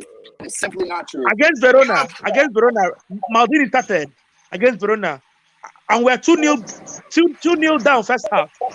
No creativity, no shot on target. Maldini started? Yeah, no, against Verona. No, against Verona, Maldini started. Are you sure? Yes, go and check it. Yeah, But Krunic home came team in plays and we like shit, changed though. it. Yeah, Nathan, explain me Verona. No. Maldini Against and we Verona, he changed. did not start, guys. He Against started. Verona, No, Maldini Maldini did no. not started. Go start. and check. Maldini Against started Verona. against Verona. He started. And He Krunic came started. in. He started, He but you're started. trying to. But And we're yes, he 2-0 started. down in first half. Go and Okay, check. are you ready to listen? Yes, he started, but you're trying to make it seem like he was the one reason. Oh yeah. He started. Yeah. You're trying to He's not say, you're ready. basically He's not saying ready. that's nice, but you're saying that because Maldini was playing, that he was the reason why there was no creativity. When in We fact, cannot the win whole against you, team, Nathan. no, You're always gonna find the- an excuse. No. No, Nathan. I you am. don't. Hold on, guys. Let me just say this. I'm with Nathan that we need to develop a Maldini, but I'm also with Pioli and with the decisions he has to do right now. And as long as he's winning, Maldini is in a winning team right now, so that's also good experience for him. But let's be also a little bit patient. I think. No, go ahead. Not now. Look, Not and now. I'm not saying, He can go for loan. I'm not A saying 2 years loan. he's not going on loan. That's the problem. That's the fucking problem. That is the fucking problem. I want this guy to go on fucking loan, but the team's not gonna do it. Highway team's not gonna do 2.0, it. man. So look, Exactly, man. We cannot save. We always gonna have this, man. Every season. But look, if the team are not gonna send a player on I'm loan, gonna send then you Nathan on need to. loan. What the fuck say on? What is the other one? Semper Milan or? Hey, I will, and I will add RTV. value to them. I will add Dude. value to them. But Dude, That's so funny. listen. I want him to go on loan. I do. But I I believe he already should go on explained loan. you. I already Yeah, but- explained you about the loan situation that our youth system is so crap that Yes, our youth we system need is to crap keep because Maldini. our youth system is crap because we don't Yes. actually integrate them Whoa, early. Yes. whoa. Wait- Our youth wait a system is second. not crap. Our youth system. No, When I say our crap, youth I don't system's mean not very crap. I'm saying that I'm not at the standard of the players that are playing with the first squad. But again, we need players from our youth system to sign the team in Champions League. Is a rule the Champions League has. You need to have a certain amount of players that come from your youth system. So that's why Maldini, Youngdahl, and other players, Gabbia, are in the team as well. I'm pretty sure Maldini would have gone on loan and become a better player and come back at AC Milan at the age of 24, 25 and be a starter and fight for that position. Okay, but explain to me why Bayern, even Juve, Barca, I explain you why. Manchester City, Yes. Manchester Can I United, explain you? West Ham, Can I? Dortmund. I Inter, Atalanta, I can keep listing Can I teams explain you? who will Roma, play their younger players in these shitty Lazio. games. Can They I will play explain you? like you guys are thinking that if we play 2 young players, that the whole rest of the Oh team God. is just This not good enough. young player. We don't need the No, young no, players no. for the moment. I wanna explain you, Nathan, why we don't play the youth system and these other team plays it. By the way, you mentioned some teams that you have to tell me who are the youth players that are playing at the starter in the starter position of these teams. You want me to go ahead and Because go Barcelona because the Spanish no, national Barcelona. team You no, don't say Barcelona. No, Bayern because Munich. Barcelona Mention is one. using Bayern Munich. Xerxes. Bayern Munich. He Don't plays go to all the Barcelona. No, time. I'll choose the team. Bayern Munich. Okay. Who is But the why starters not from Barcelona? the Why not youth? Barcelona? Because Barcelona is Spain winning ranks- shit the because last Spain- 5 years. Barcelona is Okay, winning and shit the last 5 years. Okay, but the Spanish national team, who was made up of Barcelona's No. attack, Tell me Bayern Munich. okay, Bayern see? Munich. I just said Bayern Munich. I want to hear one from Bayern Munich. Now we go all team, all big team. Xerxes. Now I give just me said one. it. Give me one. Xerxes. Who is this Center guy? forward Xerxes. You don't know because you don't watch the German Yeah, league. That's He Xerxes? doesn't play. He doesn't Isn't play. that He's the like guy saying in Gabbia. 300? he Xerxes? It's like saying Gabbia. no. He It's plays. like me saying. It's like me saying Xerxes Calabria. plays. But No, but the thing is, What you is asked that? me. You asked me a player. He's a forward on Bayern Munich, and they would play him multiple times. And if it doesn't work out, No. then But yes, we- they do. Don't tell me no when you don't watch the fucking team. They fucking Nathan, do. No, they don't play it Now, Nathan, go ahead. Nathan, Go ahead. Nathan. Go ahead But and listen. Milan plays a youngster on the pitch too, and his name is Salamakers. Calabria. Salamakers offers nothing. Listen, Milan team is the youngest team in Serie A. AC Milan team is the youngest team in Serie A. I tried to stick with Salamakers, and we changed the subject, so don't bring them up, please. Yeah, okay. But listen, look, no, Milan is doing a great job with youngsters. Milan is the youngest team in Italy, one of the youngest teams in Europe. It's a strange conversation. I don't understand. I don't understand why Nathan is always comparing AC Milan with teams that have been in Champions League 10 years in a row, and he's not comparing AC Milan with teams that haven't been in Champions League for 7 years. Because that's the problem. AC Milan, 7 years, hasn't been in the Champions League. They didn't have the money to invest on the youth system. No, you have to compare AC Milan with a team that has been 7 years outside the Champions League. Look, why you don't compare AC Milan with Lazio? Why you don't compare with Fiorentina? I have watched games where even Barcelona in El Clasico has played a 17-year-old before. And what game I can compare to the size of that? Please tell me. We have been 7 years outside of Champions League. We changed 3 owners in the last 7 years. We moved from Berlusconi to a scam to a hedge fund. We had to get rid of 15 shit players and buy some decent players and rebuild the team. The youth system, no one touched it. The previous ownership didn't touch the youth system because it was selling the club. So we are rebuilding an entire institution from scratch. We are not Bayern Munich that for 35 years has been in Champions League in a row. Don't compare. It's so unfair to compare clubs that have been forever in Let's use Dortmund. League. Let's use Dortmund then. When Dortmund first started getting big. No. 10 years has been in Champions League. When Dortmund first started getting big, the year they finally did something, let's talk about them. Let's talk about all those young players that went up and destroyed Bayern Munich, a team that we would never hope to be able to beat. Come on. What about them? Oh, you're not going to say that because you don't even know shit about them. Dortmund has no history like that. Dortmund has no history like Milan. It doesn't have the history of AC Milan, and it doesn't need to compare. It doesn't need to compete in fucking Germany against the Juventus, Inter, Lazio, Roma. No, like Rubentus. Look, Milan. Milan is the highest number of Italian fans in the world. Milan has the highest Italian fans in the world. The point is, we're talking about how good the youth is. Okay, we're talking about why the youth develops so slowly in Italy compared to other leagues around the world. And that's because the other leagues, I won't say fast track them, but they integrate them earlier. That's why you get so many good players coming out of the other leagues and you only have like 2 or 3 in Italy. There's a reason for that. And that's because they develop them faster. If for those of you who played like on a serious team, not professional, just growing up in general, if you play in tournaments and you play up 3 and 4 years and you go back to the normal teams, you kill them because they don't have that experience. But you have to judge AC Milan after 10 years that it actually is working on the youth system. The new ownership is been owning this club for 2 years after 7 years. Hold on real quick. I need to make a call. Hold on. Oh, okay. Going back to Barcelona, Barcelona sold their own youth system. They just sold it. They kept the best players and sold all the youth system. They don't have the money to keep the youth system.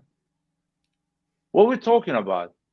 Fucking hell, man. You're always comparing AC Milan with Manchester United, Barcelona, Chelsea. Of course, they do things well with the youth system, but they've been doing it for 20 years and they didn't start yesterday. And AC Milan is the second year of that process. We are in the second year. We cannot play every young player because he's a young player. Tell me one top 4 teams in Italy that do youth system.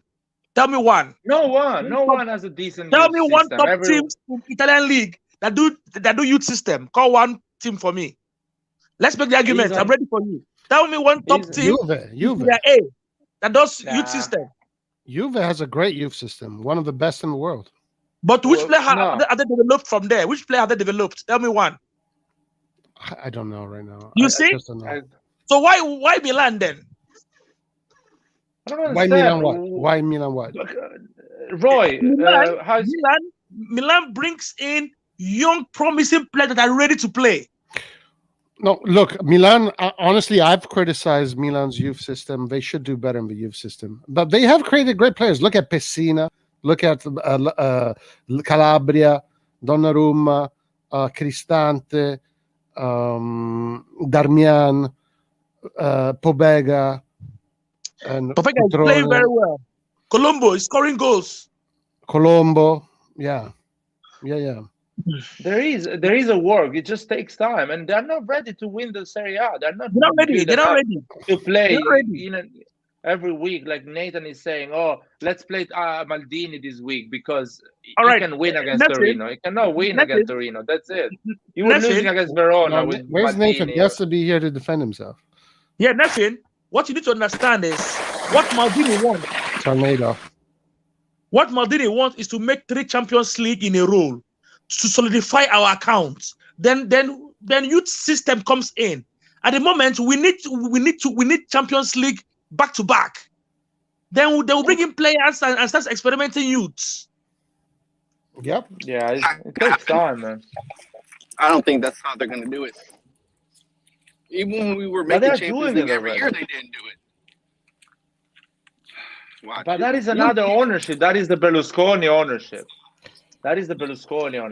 We're talking about this new Italian way. The Italian way is not to play young players unless. But this is not. But we play a lot of young players. We play a lot of young players. When Ancelotti was there, we brought in Johan Gukov from Bordeaux. Kaká. From Nantes. Yeah, Bordeaux. Gourcuff was from Bordeaux. Yeah. Yeah. The new Zidane was thinking. Player of the year after Michael Essien. He came second after Essien that season. Then he moved to Milan. He couldn't play. He wasn't good enough, man. Yeah, he couldn't play. Oh. We're in the bench, and no one is gonna play you because you're young, and we're waiting for you to grow. But Kaká came at AC Milan. He was the third choice. He was Rivaldo and Ricosta on that position. Ricosta ahead of him, yeah. And Kaká comes at AC Milan, 8 million paid in Brazil to be the third choice. He's so good that he's starting the first game against Ancona because he's good. He's an AC Milan level. He's gonna play. Ricosta and Rivaldo, both of them gone in 2 years. It's true. That's it. He's a starter. That's how he works with AC Milan. It doesn't mean you're young, you're gonna play. You have to be good. Yes. And that how he works even with Barcelona, Real Madrid. These kids that play, they play because they are good, not because they're young and Barcelona play them. They're good. End of the story. And I understand. I understand that. Who did we have? I can't remember how the injuries were back then, but we had other solid players who were good as well. So how come they didn't play out of position beforehand? Before who? Who? Before Kaká, who you guys said because he was good, man. He was really good. He was so good that you couldn't. He was so good that you guys want solid players. But you guys said we need solid players. No, I want a young player that is at the level of AC Milan. I don't want a guy that is gonna grow. That's Krunic is not at the level of AC Milan. He's solid. He does the job. Wow. I want someone. He's not. I want he's not at the level of AC Milan. Okay. Let me ask you one question. Tell me which match this season that Krunic has played that he has disappointed. Tell me one match. Wait, say that again. Tell me a match that Krunic has played and you are disappointed. The games where he's played as a cam. No, the match he played and you watched him and you were disappointed. It was a flop. I'm trying to tell you, as a cam, he is disappointed. When he plays his normal position, which really should be center mid, but he has to play in the double pivot, he does not disappoint because that's his position. A cam is not his position. So when he plays there, he is disappointing. No, he's not disappointing. Yeah, he disappointed the fuck out of me because I couldn't see him on the field. Listen, Krunic is not an attacking midfielder, but Exactly. He's a player that can play any role. He's a player that can That's play the any job, role. man. Did you know anyone can play any role, but playing that role efficiently is not the same thing. But I can play Maldini goalie, doesn't but play I'm that always role struggling against- efficiently. Maldini doesn't Maldini play is that a- role efficiently. Maldini is the camp. No, against Verona we were down 2 goals. 2 in the first half. Against Two goals. I don't care. against Verona. I don't care what you against say. If Verona, you're saying it's not a against fault Verona, of the whole team Maldini, was I bad. don't care. No, I don't care. against We didn't Verona, have the whole one team was chance. bad. The whole team was bad. Okay, he's a That number means- 10. He didn't That create means one Leao chance. didn't do shit. That fucking the whole team did nothing in the first half. The whole team. No, Maldini. Rebic was playing on the left. Rebic was No, playing on the listen. left. That match, Giroud was Rebic- isolated in the first half. He was You wanna know why isolated he in the was first half. isolated? You want to know why he was isolated?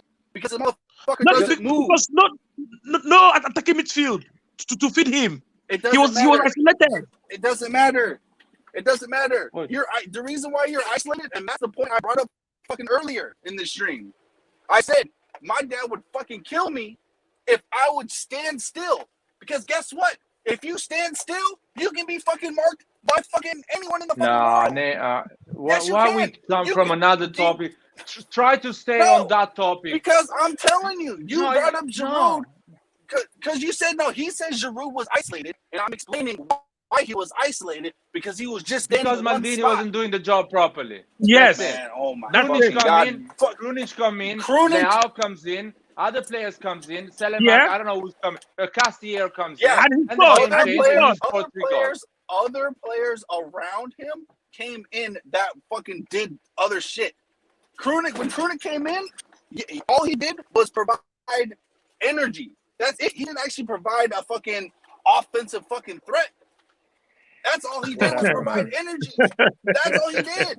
The person who Wait. actually Do provided you offensive threat was have issue with Krunic? Castellano. Do you have Krunic with Krunic? Do you have any issue with him?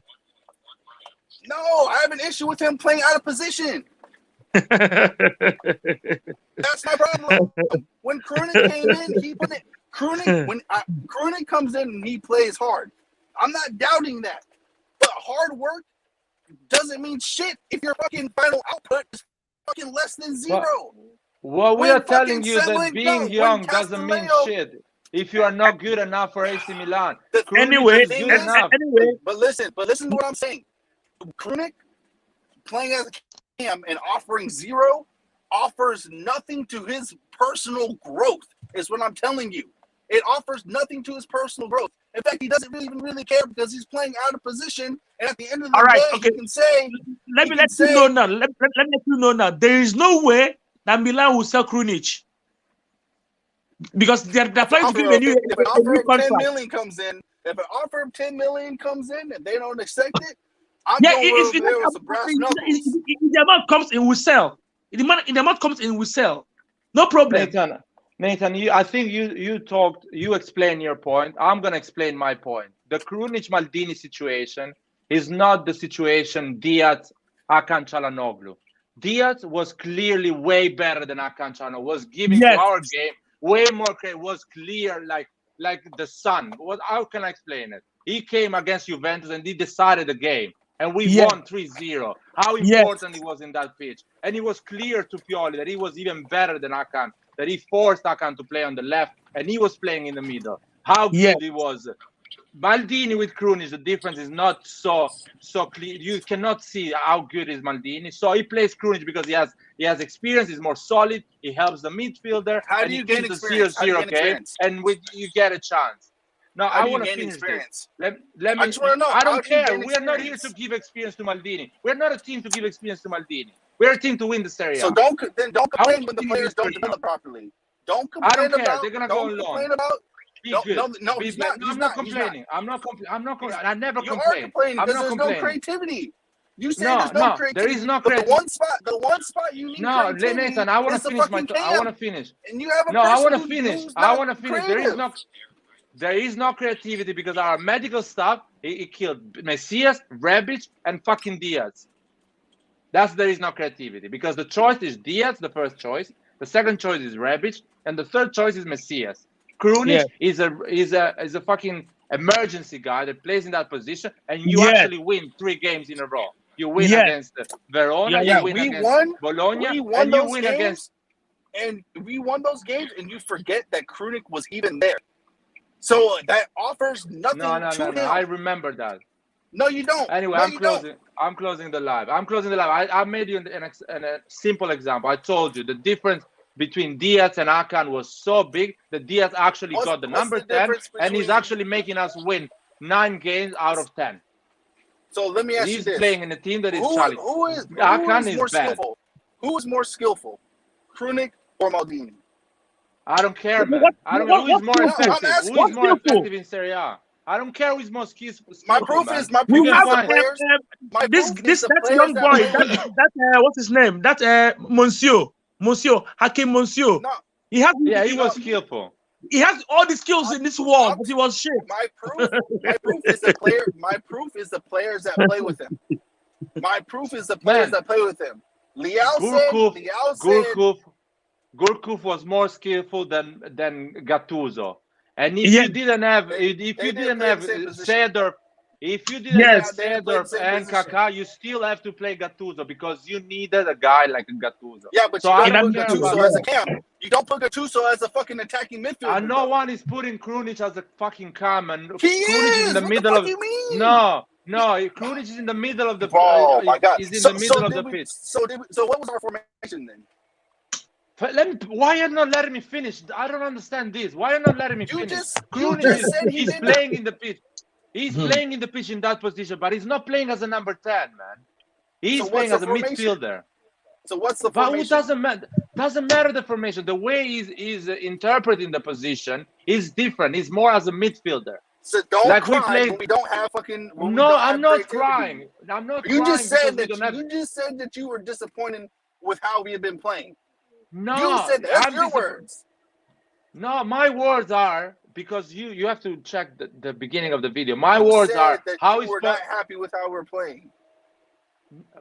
Can I tell you what I said? I said why we cannot handle the ball in the middle of the pitch, and you can do that because Krunic was able to do that with Empoli. He can do it with AC Milan. So there is a problem that is bigger than is playing this player or that player. There is a bigger problem. That is it. I'm not saying it's because the player. Maldini played against Siena and we struggled against Siena, against Spezia.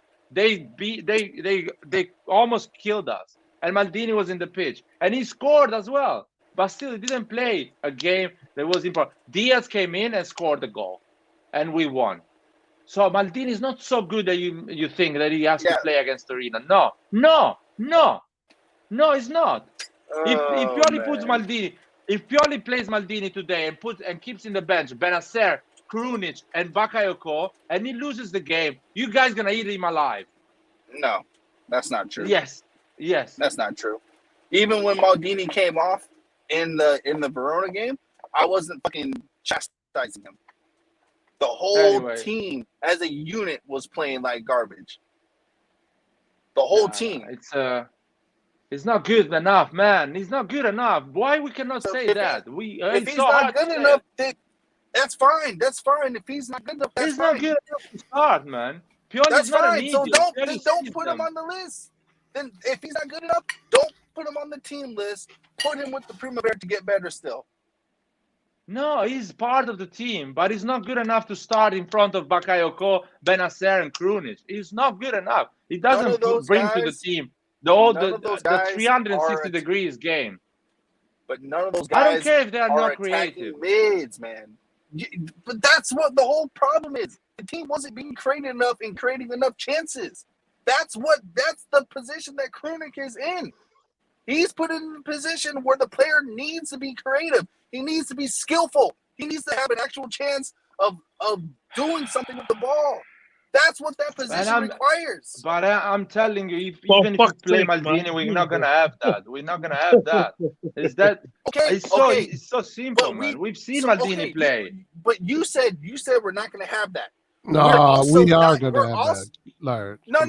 He's not shit. He's good. Roy, we're just gonna go with what I didn't say shit. He's not good enough to start before Krunic, Bakayoko, and Benacer. But you said he's gonna offer nothing. Krunic also offers nothing. No, you see the offer problem something here? that you don't see. No, I don't agree with What? that either. No, Offer something you no. don't see it. He- You don't see if, it. If outside of that header that Giroud was able to score, what did he do? Nathan, Tell you know me. what? He Pioli- worked his ass listen, off Don't say today, man. something He worked his ass off. Roy, Nathan, Roy, I every cannot player convince worked their you. ass off I because cannot it was convince you. 50-50 the whole game. Roy, you said the game was 50-50, so the whole team worked Yeah, their ass off. yeah. I want to True. know what else he did besides work his ass off. That's what I want But to know. one thing, Winning the game. Winning the Tell me game. one Winning the game. pass. Give me- Winning the give me game. He one did that. pass. He won the let me game. say it. Let me say it. Give me Right one now, pass that with puts the someone in on absence goal. of Diaz and Messias and the youth of Maldini, Pioli has decided to sacrifice creativity for physicality and for Okay, that kind. and Roy, And that's this is fine. what we're seeing. Yeah. And Roy, you know what? That right there is an acceptable fucking answer. Thank you for giving me an acceptable answer. The other And that's shit that's is the not reality. acceptable. That's it. Yeah, that's why he's Okay, doing it. exactly. I'm telling you, it's been 2 hours that I'm telling But you you just that. gave me an actual answer. But then again, don't complain about not being creative enough. Roy, you just said we sacrificed a person who can probably be more creative Yeah. for someone who adds a little bit more steel in the midfield. Right. I'm fine with that. But Yeah. but if that's the choice that is made, don't come here and complain about how we played when you fucking know that's not what's going to happen. That's Yeah. the fucking problem. No, I didn't disagree. complain about I it. disagree with you. I disagree with you, Nathan. You can be creative with 3 midfielder. Even if you not don't have saying an that. offer. Right, You but can you have to create have creative chances. players. You Though. can create chances because Torino doesn't have better player than you.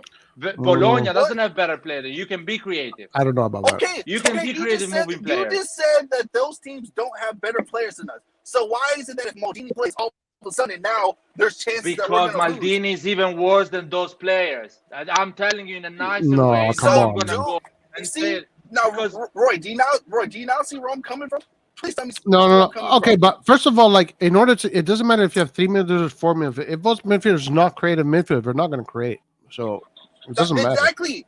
So if you put in a person who's not going to create, don't cry about it. If you want to have a midfield who adds more steel and strength, then that's fine. That's perfectly fine. But still, you have to make the decision. Am I going to put a boy on the field or am I going to put a man today? And that's a decision Pioli has to make right now, and he's going with a man. That's fine. Sacrificing a little bit of creativity. Yes, and I'm But fine he's with not so creative. Maldini is not so creative, guys. I've seen him play. I saw him play with Verona. We were 2 goals down. He would be more creative than Krunic, though. How many chances sure. we had against Verona the first half with Maldini in the pitch? Are you guys serious? Are you guys making fun of me now? I don't care. He's young. Maldini right now. Maldini, I don't know what he's gonna be in 5 years. Maldini would What are you do guys a lot of. talking about? Maldini has a very good one touches. How many one players twos. is gonna dribble? How many But players? it's not just dribbling, though. Maldini How many has passes is gonna put through to Giroud? yeah, more How than many passes did Krunic put through? More than Krunic. How many? please tell How me. many Blair, did tell in the me. first half against Verona? How many did the first half? But don't look at Verona because against Verona he did okay. He did okay. I'm looking at the Larry, he didn't you look. are If you're cherry- losing 2-0, he didn't Let's do leave this okay. Krunic But now you're Maldini blaming issue, please. Verona on Maldini. Let's That's messed up. another That is messed topic. up when you're Let's blaming leave this. Verona Maldini. Let's leave this Guys, topic, you're please. lying yourself saying Maldini is creative, guys. You're Let's lying. leave this topic, please. We have other things to talk about. I don't know. You guys are lying. No, to yourself, Larry, saying Maldini is I creative. didn't put Maldini as an attacking midfielder. Pioli did. So maybe you want to say Pioli is lying that Maldini is a creative player. No, he's not good enough. He's not creative enough for our Milan. No, They're but he is absolutely- more creative than Krunic. Come on. No, he's not showing it. Maybe he's in training. He's not showing it. Larry, I'm sorry. Larry, I will Against Verona, he agree didn't with show you. that. Larry, I will agree with you when you Wait, can tell how me old is one Maldini? pass. How old is Maldini? He's And how 19, old just is turned Ibrahim 20. Diaz? Ibrahim Diaz, how old is he? 22. Brady is 22. And how old is Maldini? 20, just turned 20 this year. So, what is the difference then? How old is Rafael Leao? 22. These players have 2 years. When Maldini is going to be 22, he's going to be playing. He's going to be playing. But that's, You see- I'm fine with that. I'm fine with that. But he's not 22. Wait a minute. Maldini right now is not You're good asking enough. about those player ages? those players, when they were 16, 17, and 18, were playing on the other teams before they came to Milan. Good When for them. when Good Ibrahim for them. Diaz, when Ibrahim Diaz Good was for on them. his 16, Leao when Ibrahim Diaz was 17 years, playing at Leao. he was in Manchester Leao City. was Hillary, playing wait a at second. Lille. Hillary, you wait a asked. second. Good for them. Good for them. On the skin and the blood of Lille, not mine. Lille We have proved to that they're win the better league. than us. We don't need to Lille- grow young people. We need to win the league, man. I'm not Yes. waiting for Maldini to become the next big thing. I'm with you, my brother. I'm gonna play the with you. best player. The best player right now is Again, Krunic. Guys, He's not I'm creative with you, enough. my brother. And I agree with I hate Pioli's. to experiment. I hate to experiment. I agree with What are you Pioli's talking decision about? to play Krunic over I Pioli. hate to experiment. In this stage, we're in now. We don't need to experiment. What we need is 3 points, week in, week out. I understand that, and I agree with you guys. But what you guys are not understanding is that you guys are coming here and crying that we're not being creative enough when we have a third midfielder who literally cannot create. Maldini is not ready for it. Maldini is not ready for this for this game. That is fine. That is fine. But don't come here and complain when the creative person that's supposed to be there is Krunic, and we know he's not gonna do it. Laird, If stop you say- fucking crying, Laird. I'm not crying, say- man. I'm an we AC say- Milan supporter. Nathan, stop with the bullshit. Stop with No, bullshit. if you say Calabria, Tomori, Kier, Balotelli, Tonali, Benacer, Krunic, Leao, Selemaker, and Giroud, you can create 6 chances against Bologna. You can create 6 chances against Torino. Did I don't know Yes, about you that. can do that. Yeah, no, Did you we? didn't do, but we can. No, The problem I is don't not agree with you, the man. players. The problem is not the players. The problem is that they need to train better. Look, It's not look, Maldini, Krunic, or bullshit like Pioli is that. not You need stupid. to Pioli is not create stupid. chances. Pioli sees these boys in training week in, week out. Pioli sees these boys every day in training. Pioli knows what he wants. Right. But Pioli to put Maldini in the bench for 90 minutes, he has reasons for that. It's okay. He's 19. I'm It's fine 19. with But that, but bro. I disagree with the argument. literally- Look, if you only have one creative player and that's Leao, your team is not going to be creative. Benacer is not going to create. Kessie is not going to create. Tonali is not going to create. Calabria is not going to create. I disagree. You can create chances. But You Laird, look then ugly, what's but you can the create chances. point of buying Messi? What's the point of having Ronaldo? Then we We're don't not need these buying players. those players, bro. We're playing a system football. No, So we but it need to doesn't create matter chances. system football No, or it not. doesn't matter the players. We need to Yes. create chances. You It's see, about no, attitude. because then It's about Laird, we don't need Ibrahimovic, we don't need Leao. All we need are no. average players, and as long as they play a system, they're going to create. It's not true. It's not true, We Laird. need a No, we are a listen. system player. We are a One system thing for player. Milan, Rebic one didn't thing for come Milan, with- No. Guys, Milan scores goals. Defeat, guys. Milan scores goals. Hillary, let me finish this, and then you go on, please. But Krunic's feet are never going to be the same as, let's say, Ibrahim Diaz's feet.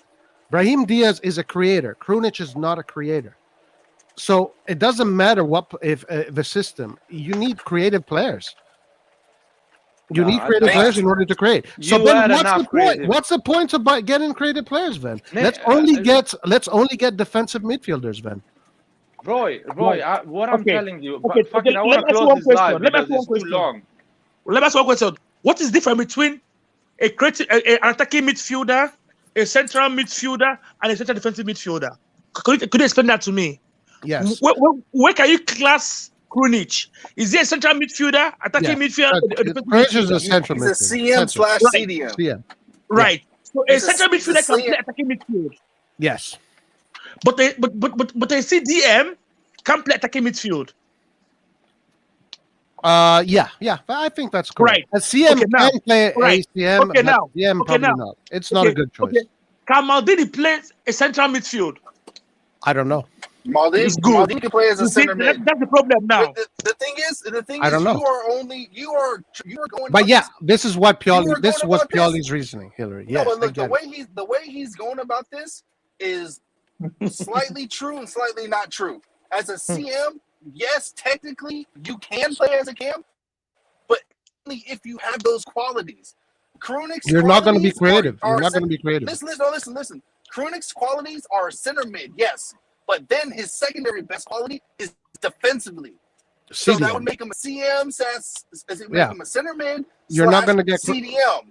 right. You're not Maldini- going to get creativity from Maldini- Krunic. You're not going to get it. What the Maldini fuck we're is- talking, Maldini is a guys? cam- What the No, fuck we're listen. talking It's about? true. Stop, This stop, stuff is stop, true. stop. No, what It you is guys true. are talking about? Wait, Because wait. then Laerts, we I can know, put, I know we put these things, guys. I Romagnoli. know. Then we I put know this- Romagnoli as an wait, attacking Bro, midfielder. don't even try to change. I know this thing. Hold on. AC Milan that is trying to win the league against me finish. Bologna should create chances. I don't give a shit if it's a creative or not creative play. You need to create chances. And if you're not doing it, there is something wrong. I don't care. I don't care. I don't care. But your argument says that we can put Romagnoli in the attacking midfield, No, and I didn't say Romagnoli. We didn't say Romagnoli. No one says Romagnoli. no, because No you one have said- to make if- a distinction. If you buy Balotelli and he Yeah. plays on the left Right. back, I'm not saying he needs to play like fucking Theo Hernandez scores 10 goals a season, Right. but Yes. I want him to go down the line and cross. And he create did chances. that against Bologna. He did that. Exactly. Okay, Well and- done. okay, well listen, done. Larry, And that listen you can to do- what you every just player said. can do that in But other Larry, positions. Larry, listen what you just said. But Theo Hernandez is much more Balotelli- problem. They are Wait, pro, wait, wait, man. wait, They are wait, wait, pro. wait. They've been Balotelli- playing. Wait, hold on. Balotelli has similar. Like, they're qualities. playing against pro players too, though. Listen, Ci stanno gli avversari. hold on, Yes, Roy. and you have to create Balotelli- chances because if the opposition can create chances against you, But you hold can be on, able hold to on. create chances as well. Balotelli Because you don't have Balotelli has the Barcelona, you same have characteristics Bologna, as Hernandez, right? Verona. What? Larry, Nathan, you don't just trust said me. it. It was an example. No, It was an example. No, but you put Kalulu. Kalulu is gonna push. You put Kalulu against Juventus. He does the job. You gotta listen. You cannot say, gotta "Oh, we didn't play well understand. because we put Kalulu." Larry, listen. You need to though. create Those chances. players, Larry, hold on. Those But Laird, my it's players, more God. difficult to create chances when your players are not creative. All right, Listen. all right. Nathan, Let go me ask on. one- Let Nathan Okay, let me talk. ask one Wait. question. Wait, hold on, Can I come in? hold on. Can I come in, please? Wait. I've been trying to finish what I was saying for like the last 5 minutes. Hold on. But I need to Hold be on. quick, man, to finish. I'm trying to. If you just let me finish. No, I'm gonna finish with Maldini. I'm gonna go to Torre. Maldini is a cam. His secondary qualities is a center mid. He doesn't have defensive ability, so he's a cam / center mid. Balotelli Cam / has left winger. Maybe similar- also. Balotelli has similar qualities to Hernandez, so yes, we want him to play like that. But when we had who's Rodriguez? When we had Rodriguez, Dalot. he doesn't have. Oh, we lost. Oh no. I think we All right. lost him. Yeah, so if he's talking about attacking midfield, about Maldini, if Maldini is really ready, why is Milan going for the player from Brescia, from Brest? Because he's not ready. He's not ready to play for AC Milan. That's it. That's what I'm saying. Well, I don't disagree with that. I disagree only with the fact that And again, even creativity even if you're not does playing, depend. okay, but still you can create chances, Roy. Come But- on, but man. not We're not many. talking about Not, playing it's not as beautiful clean as you football. think. Not as You clean can as you create think. chances. Come on, man. We're not Laird, creating chances. Laird, but not as many as you think. It's really not. You need at least 3 players on the field that are going to hurt the defense, because Krunic, Benacer, Cassi, these players they just keep the ball. They're not there to create stuff. They're not there to create. Leao creates. Ibrahimovic creates. Diaz creates. Theo Hernandez creates. Rebic creates. But Messias, maybe he creates, hopefully. But Krunic is not going to create anything, man. He's not. I don't know. I Maybe think, he'll create once, but he's not going to do it for 90 minutes. But Krunic, what I like Krunic is that he can keep the ball. He can keep. Hillary, I'm not against Krunic. I love Krunic. I think he's amazing. I understand why Pioli's doing what he does. I like the way he's comfortable with the ball. I like what. Yeah, he's You comfortable can't with see him losing balls in the midfield. I would put him over Maldini too right now. I don't disagree with you. He's a national team player. He's an important player. He's a man. He's 27. He's ready to play against Bologna. When he leaves the pitch, the fans give him an ovation. They clap for him. He did great today. He did great. But I hear Nathan. Nathan is saying that we need to develop youngsters. It's fine. It's a good argument. Can you hear me now? He's Yeah. back You know again. what I mean? Oh, okay. So what I was Let's trying to close say the is, talk. hold on. What I was trying to say is, you need players with certain attributes to play in certain positions. If we play with Krunic, that tells me the coach wants to be more solid in midfield. That's what that tells me. Yes, More yes, solid. That tells me he's not too worried about the creativity coming from right, midfield. He's exactly, looking for solidarity. That's what he's looking for. More muscle. That's what he wants. exactly. So Yes, as fans, I'm not gonna come and say, man, we don't play like shit. We like no creativity. but who said that? I know what's in midfield. Who said that? Shit, I don't know, Larry. Who said that? Who's the bad person that That's what said I'm that? trying to say. I'm not saying that I want Like, to see did you say beautiful that? football. I want Hey, chances. the I want person's name chances. rhymes with I don't fucking give a Larry. shit, guys. I want chances. I want Okay, I but want Larry, AC Milan to we create can't. chances. Larry, we want Yes, you chances can too. do that. But You can do that. as a fan, You're not going to realistically, get the same I kind of know football, right? that we're not going to get that same type of chances from Krunic. I know that. We So I'm not going to sit here and today expect that. today against Torino, we played well the first half. We created a chance. We got corners. We were in that half, in the right half of the pitch, and we were being dangerous. Well, you can always create chances. We parked the bus against Atalanta, and again we created 4 chances. We did 2 goals. The last game Park of the the bus against season. Atalanta. We did not park the bus against Atalanta. We parked the bus against That's Atalanta. parking the bus to you. Well, We did the not way park we the do bus. it, we waited for them deep, and we went on a We counter attack. completely dominated them, man. I They got. disagree heavily I'm with talking that. about the last game of the season, not the last one, not the Ah, last okay, game. yeah.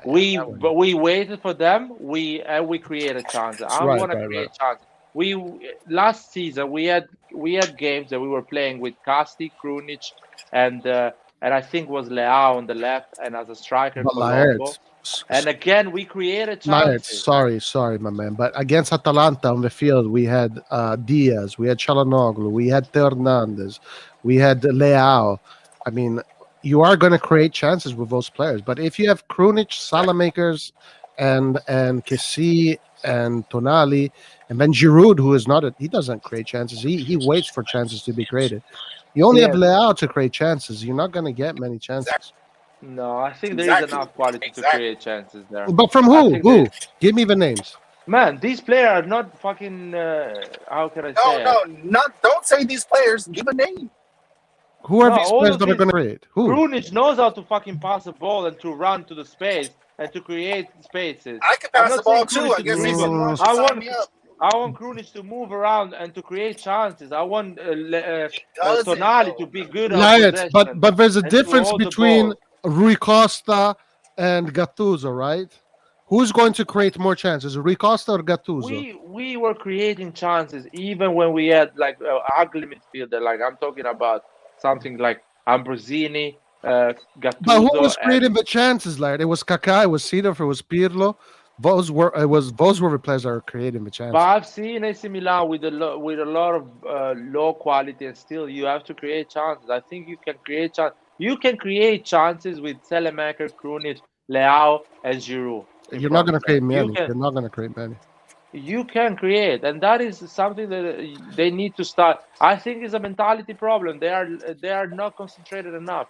The last 4 games, whatever, even with the Porto, they weren't What does concentrated create enough. a chance mean to you? What does create a chance mean?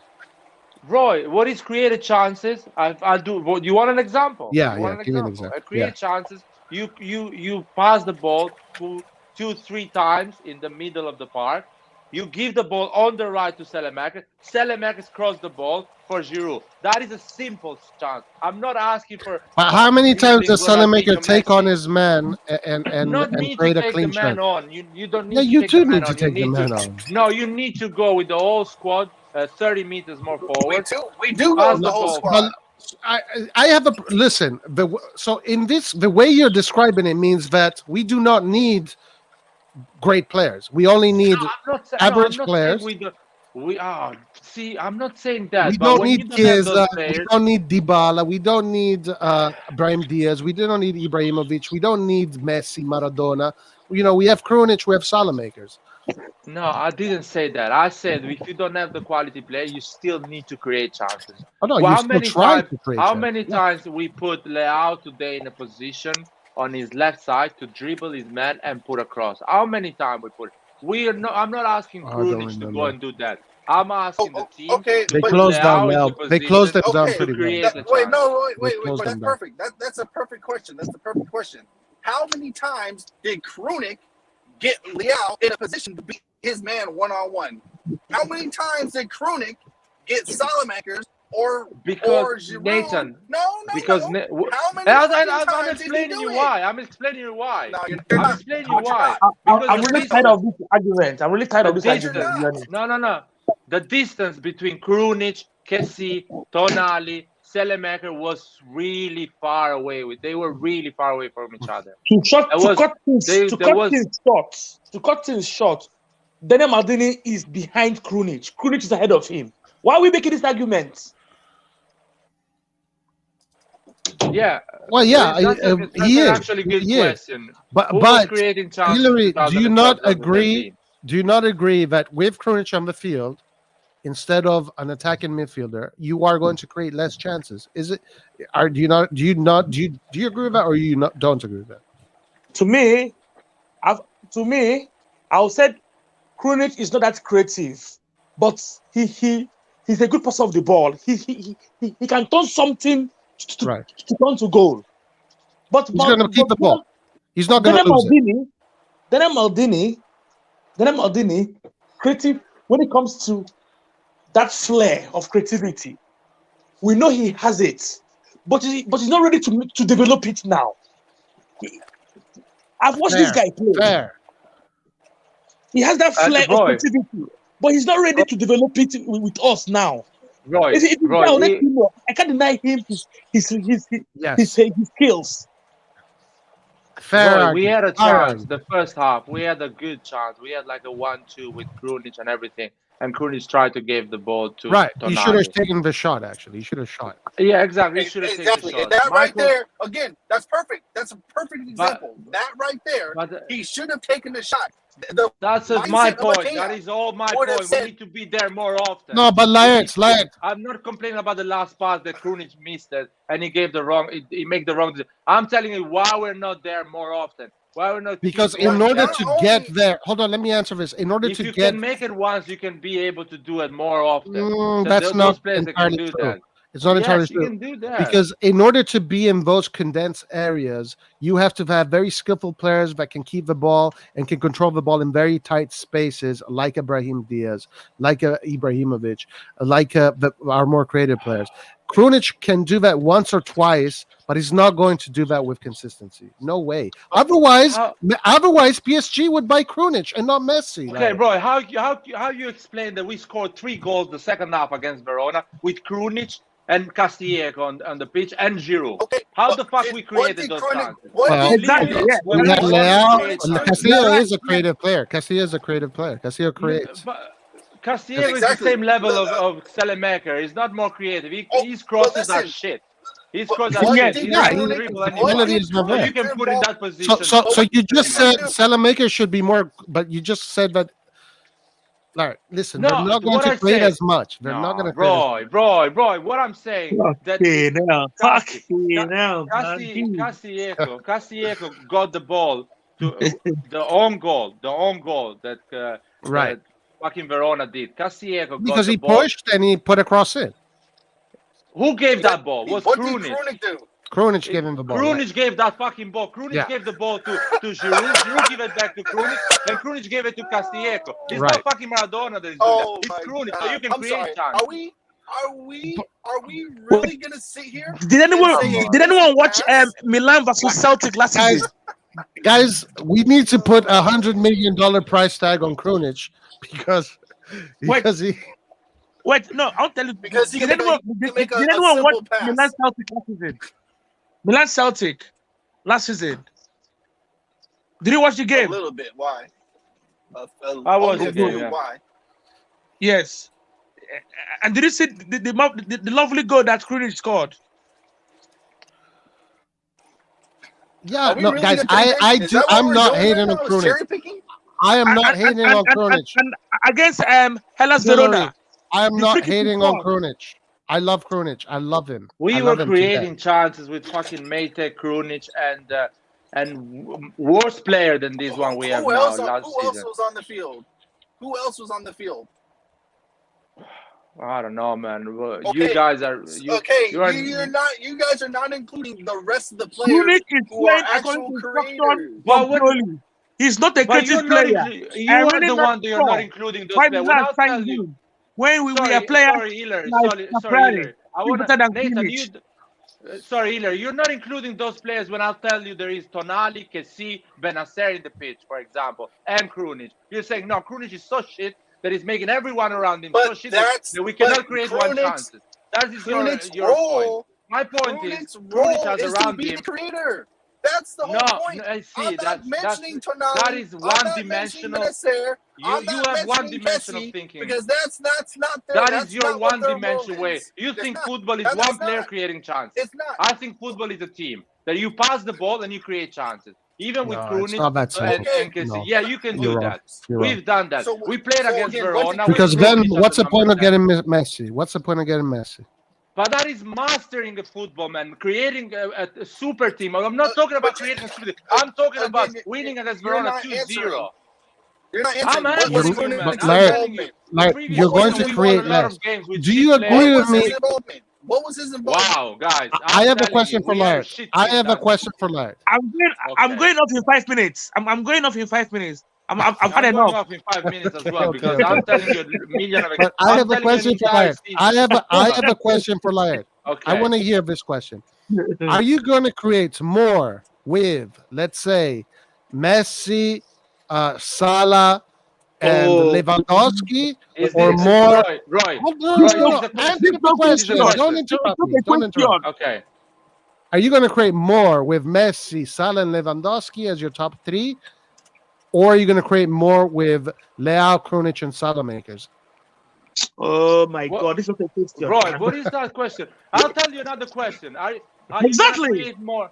No, let me finish. 1 second. What is that question? We don't have those players. Okay, are you going to create? Okay, let me ask you this. Are you going to create more? With let me ask you one question. Hold on. Let me ask this, Hillary, and then I'm done. Are you going to create more with Brahim Diaz, Rebic, and Ibrahimovic, or Leao, or are you going to create more with Krunic, Salamakers, and Giroud?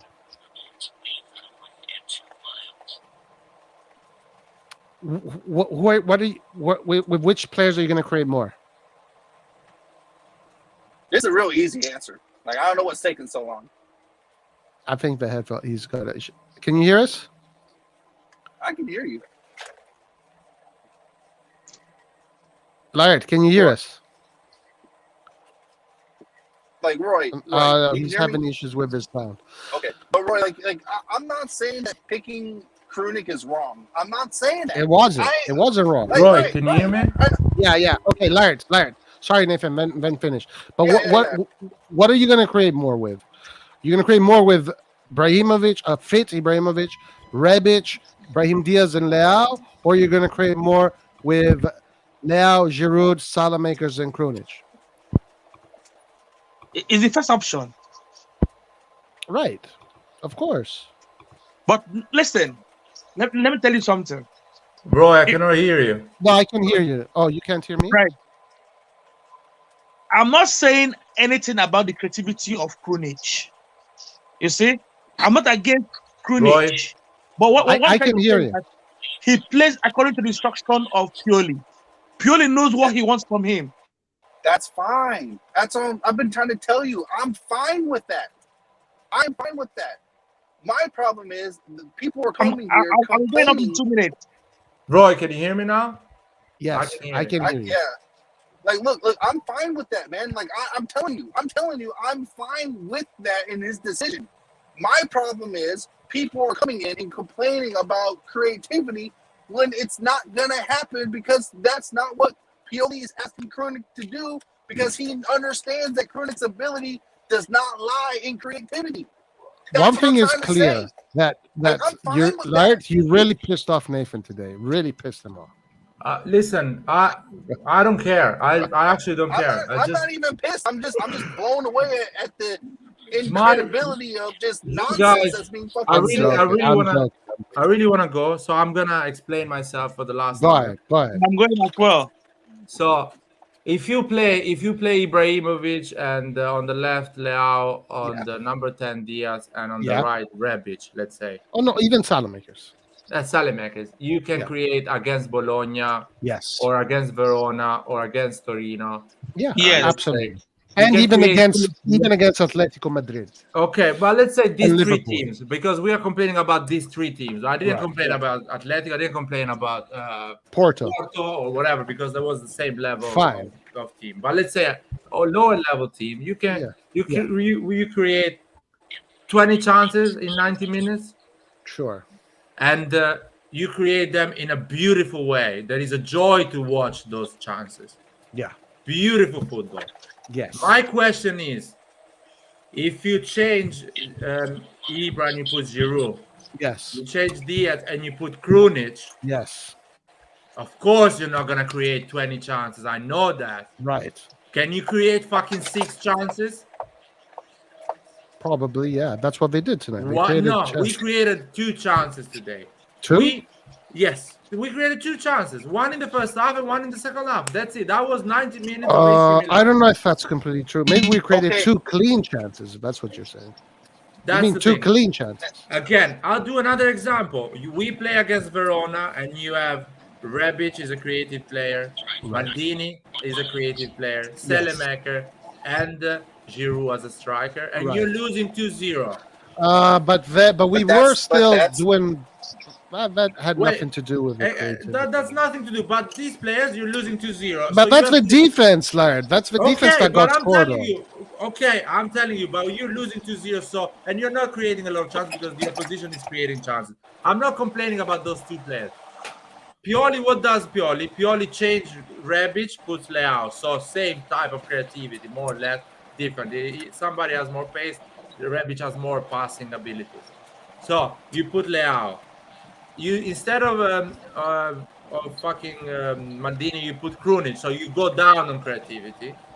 And on the right, instead of Selemakers that runs more, you put Castillejo. Castillejo that is better at passing the ball, but is not faster. It does more. It doesn't have a lot of physicality like Selemakers. And again, he's not an incredible player. He's not. Doesn't have the quality. But you're answering your own question, Larry. No, exactly. These are not good players, and you still manage to create chances and win the game. But okay, but no, they're able to creative? convert their chances, not create. Right, guys. I'm going now. See you guys later. Bye. All right. So basically, you can actually create chances. Come on, Laird. Who's more You creative? can create chances with But those Larry, players. yes. But you're not going to create a lot of chances, never. But still, you can create chances. It's about mentality. They And we changed took their it. mentality because they were losing and they had to create chances. Yeah, Okay, also but- that. Also that. But Larry, I'm gonna ask you 2 questions. Who's more creative, Salamakers? I'm talking about just offensively, Salamakers or Castillejo? Just say a name. Selemakers is more creative. Okay, so you have Leao and Salamakers, so you still have more creativity on the field than what we had today. Now, No. damn, what was the fucking second question? No, Casti was What do in you mean? the pitch. That's true. Yes, but I'm saying you have Leao and Castillejo. Leao and Castillejo is going to be more creative than Leao and Salamakers. That could just those 2 as a unit. There's more creativity with Leao and Salamakers. And and then the second question is, what did Krunic provide offensively when he came into the game outside of energy? Because He the started to pass go- that went to Salamakers is a simple pass. It is a simple pass. Okay? It's not something that you don't need to be creative to make a 10 to 15 yard pass. Okay? You don't need vision for that. All you need to see, okay, I see that player's open. I can make a simple, easy pass to a person that's open. That is all my That's point. not- You can put energy in the pitch. You can put the right mentality, the right attitude, and create chances. That's what a small team does against AC Milan. That's the way they create chances. He had the energy and he had the right mentality, but the whole team as a unit was playing bad. It doesn't matter how good you are. It does not matter how good you are. It wouldn't matter if Messi was on the field. It would not matter. If your team as a unit is playing bad, everyone plays bad. It does not matter if it's Messi. It does not matter if it's Lewandowski. I know that. That's what I'm telling you. So stop I'm trying to tell you this that. for the beginning, that you can create chances as a unit, as a system football, without needing all these creative players that you are talking about. Just doing the job properly, you can start to cross balls. You answered your own question. They technically put more creativity. So it's right for me to complain if we don't create chances against Torino. It's my fucking right, because it's AC Milan at San Siro. Even if he's playing Krunic, you need to. Even if he's playing Villa, fucking Borini, you need to create chances. That is my whole point of these 3 hours we have been talking. No matter who's playing at San Siro, AC Milan needs to create chance against Torino. I don't give a shit what you're talking about. We don't have creativity. You need to create chances. It's a must. That is our mentality. And if the 11 players are not doing that, there is something wrong. They need to think about it. The problem is you're setting your expectations. Not so easy, for like, a player who I don't care. I don't care. Their agents are at Milanello asking for raises every fucking month. If they win a game. So I don't care. I want chances. Liard for president. Liard for president. No, I don't care. KC wants money. I want chances. In the hey, guys, I have to go. I have an important meeting I have to go to. I'm going as well, by the way. We're talking another day. Hey, great conversation, guys. Great conversation. Bye. Ciao, ciao.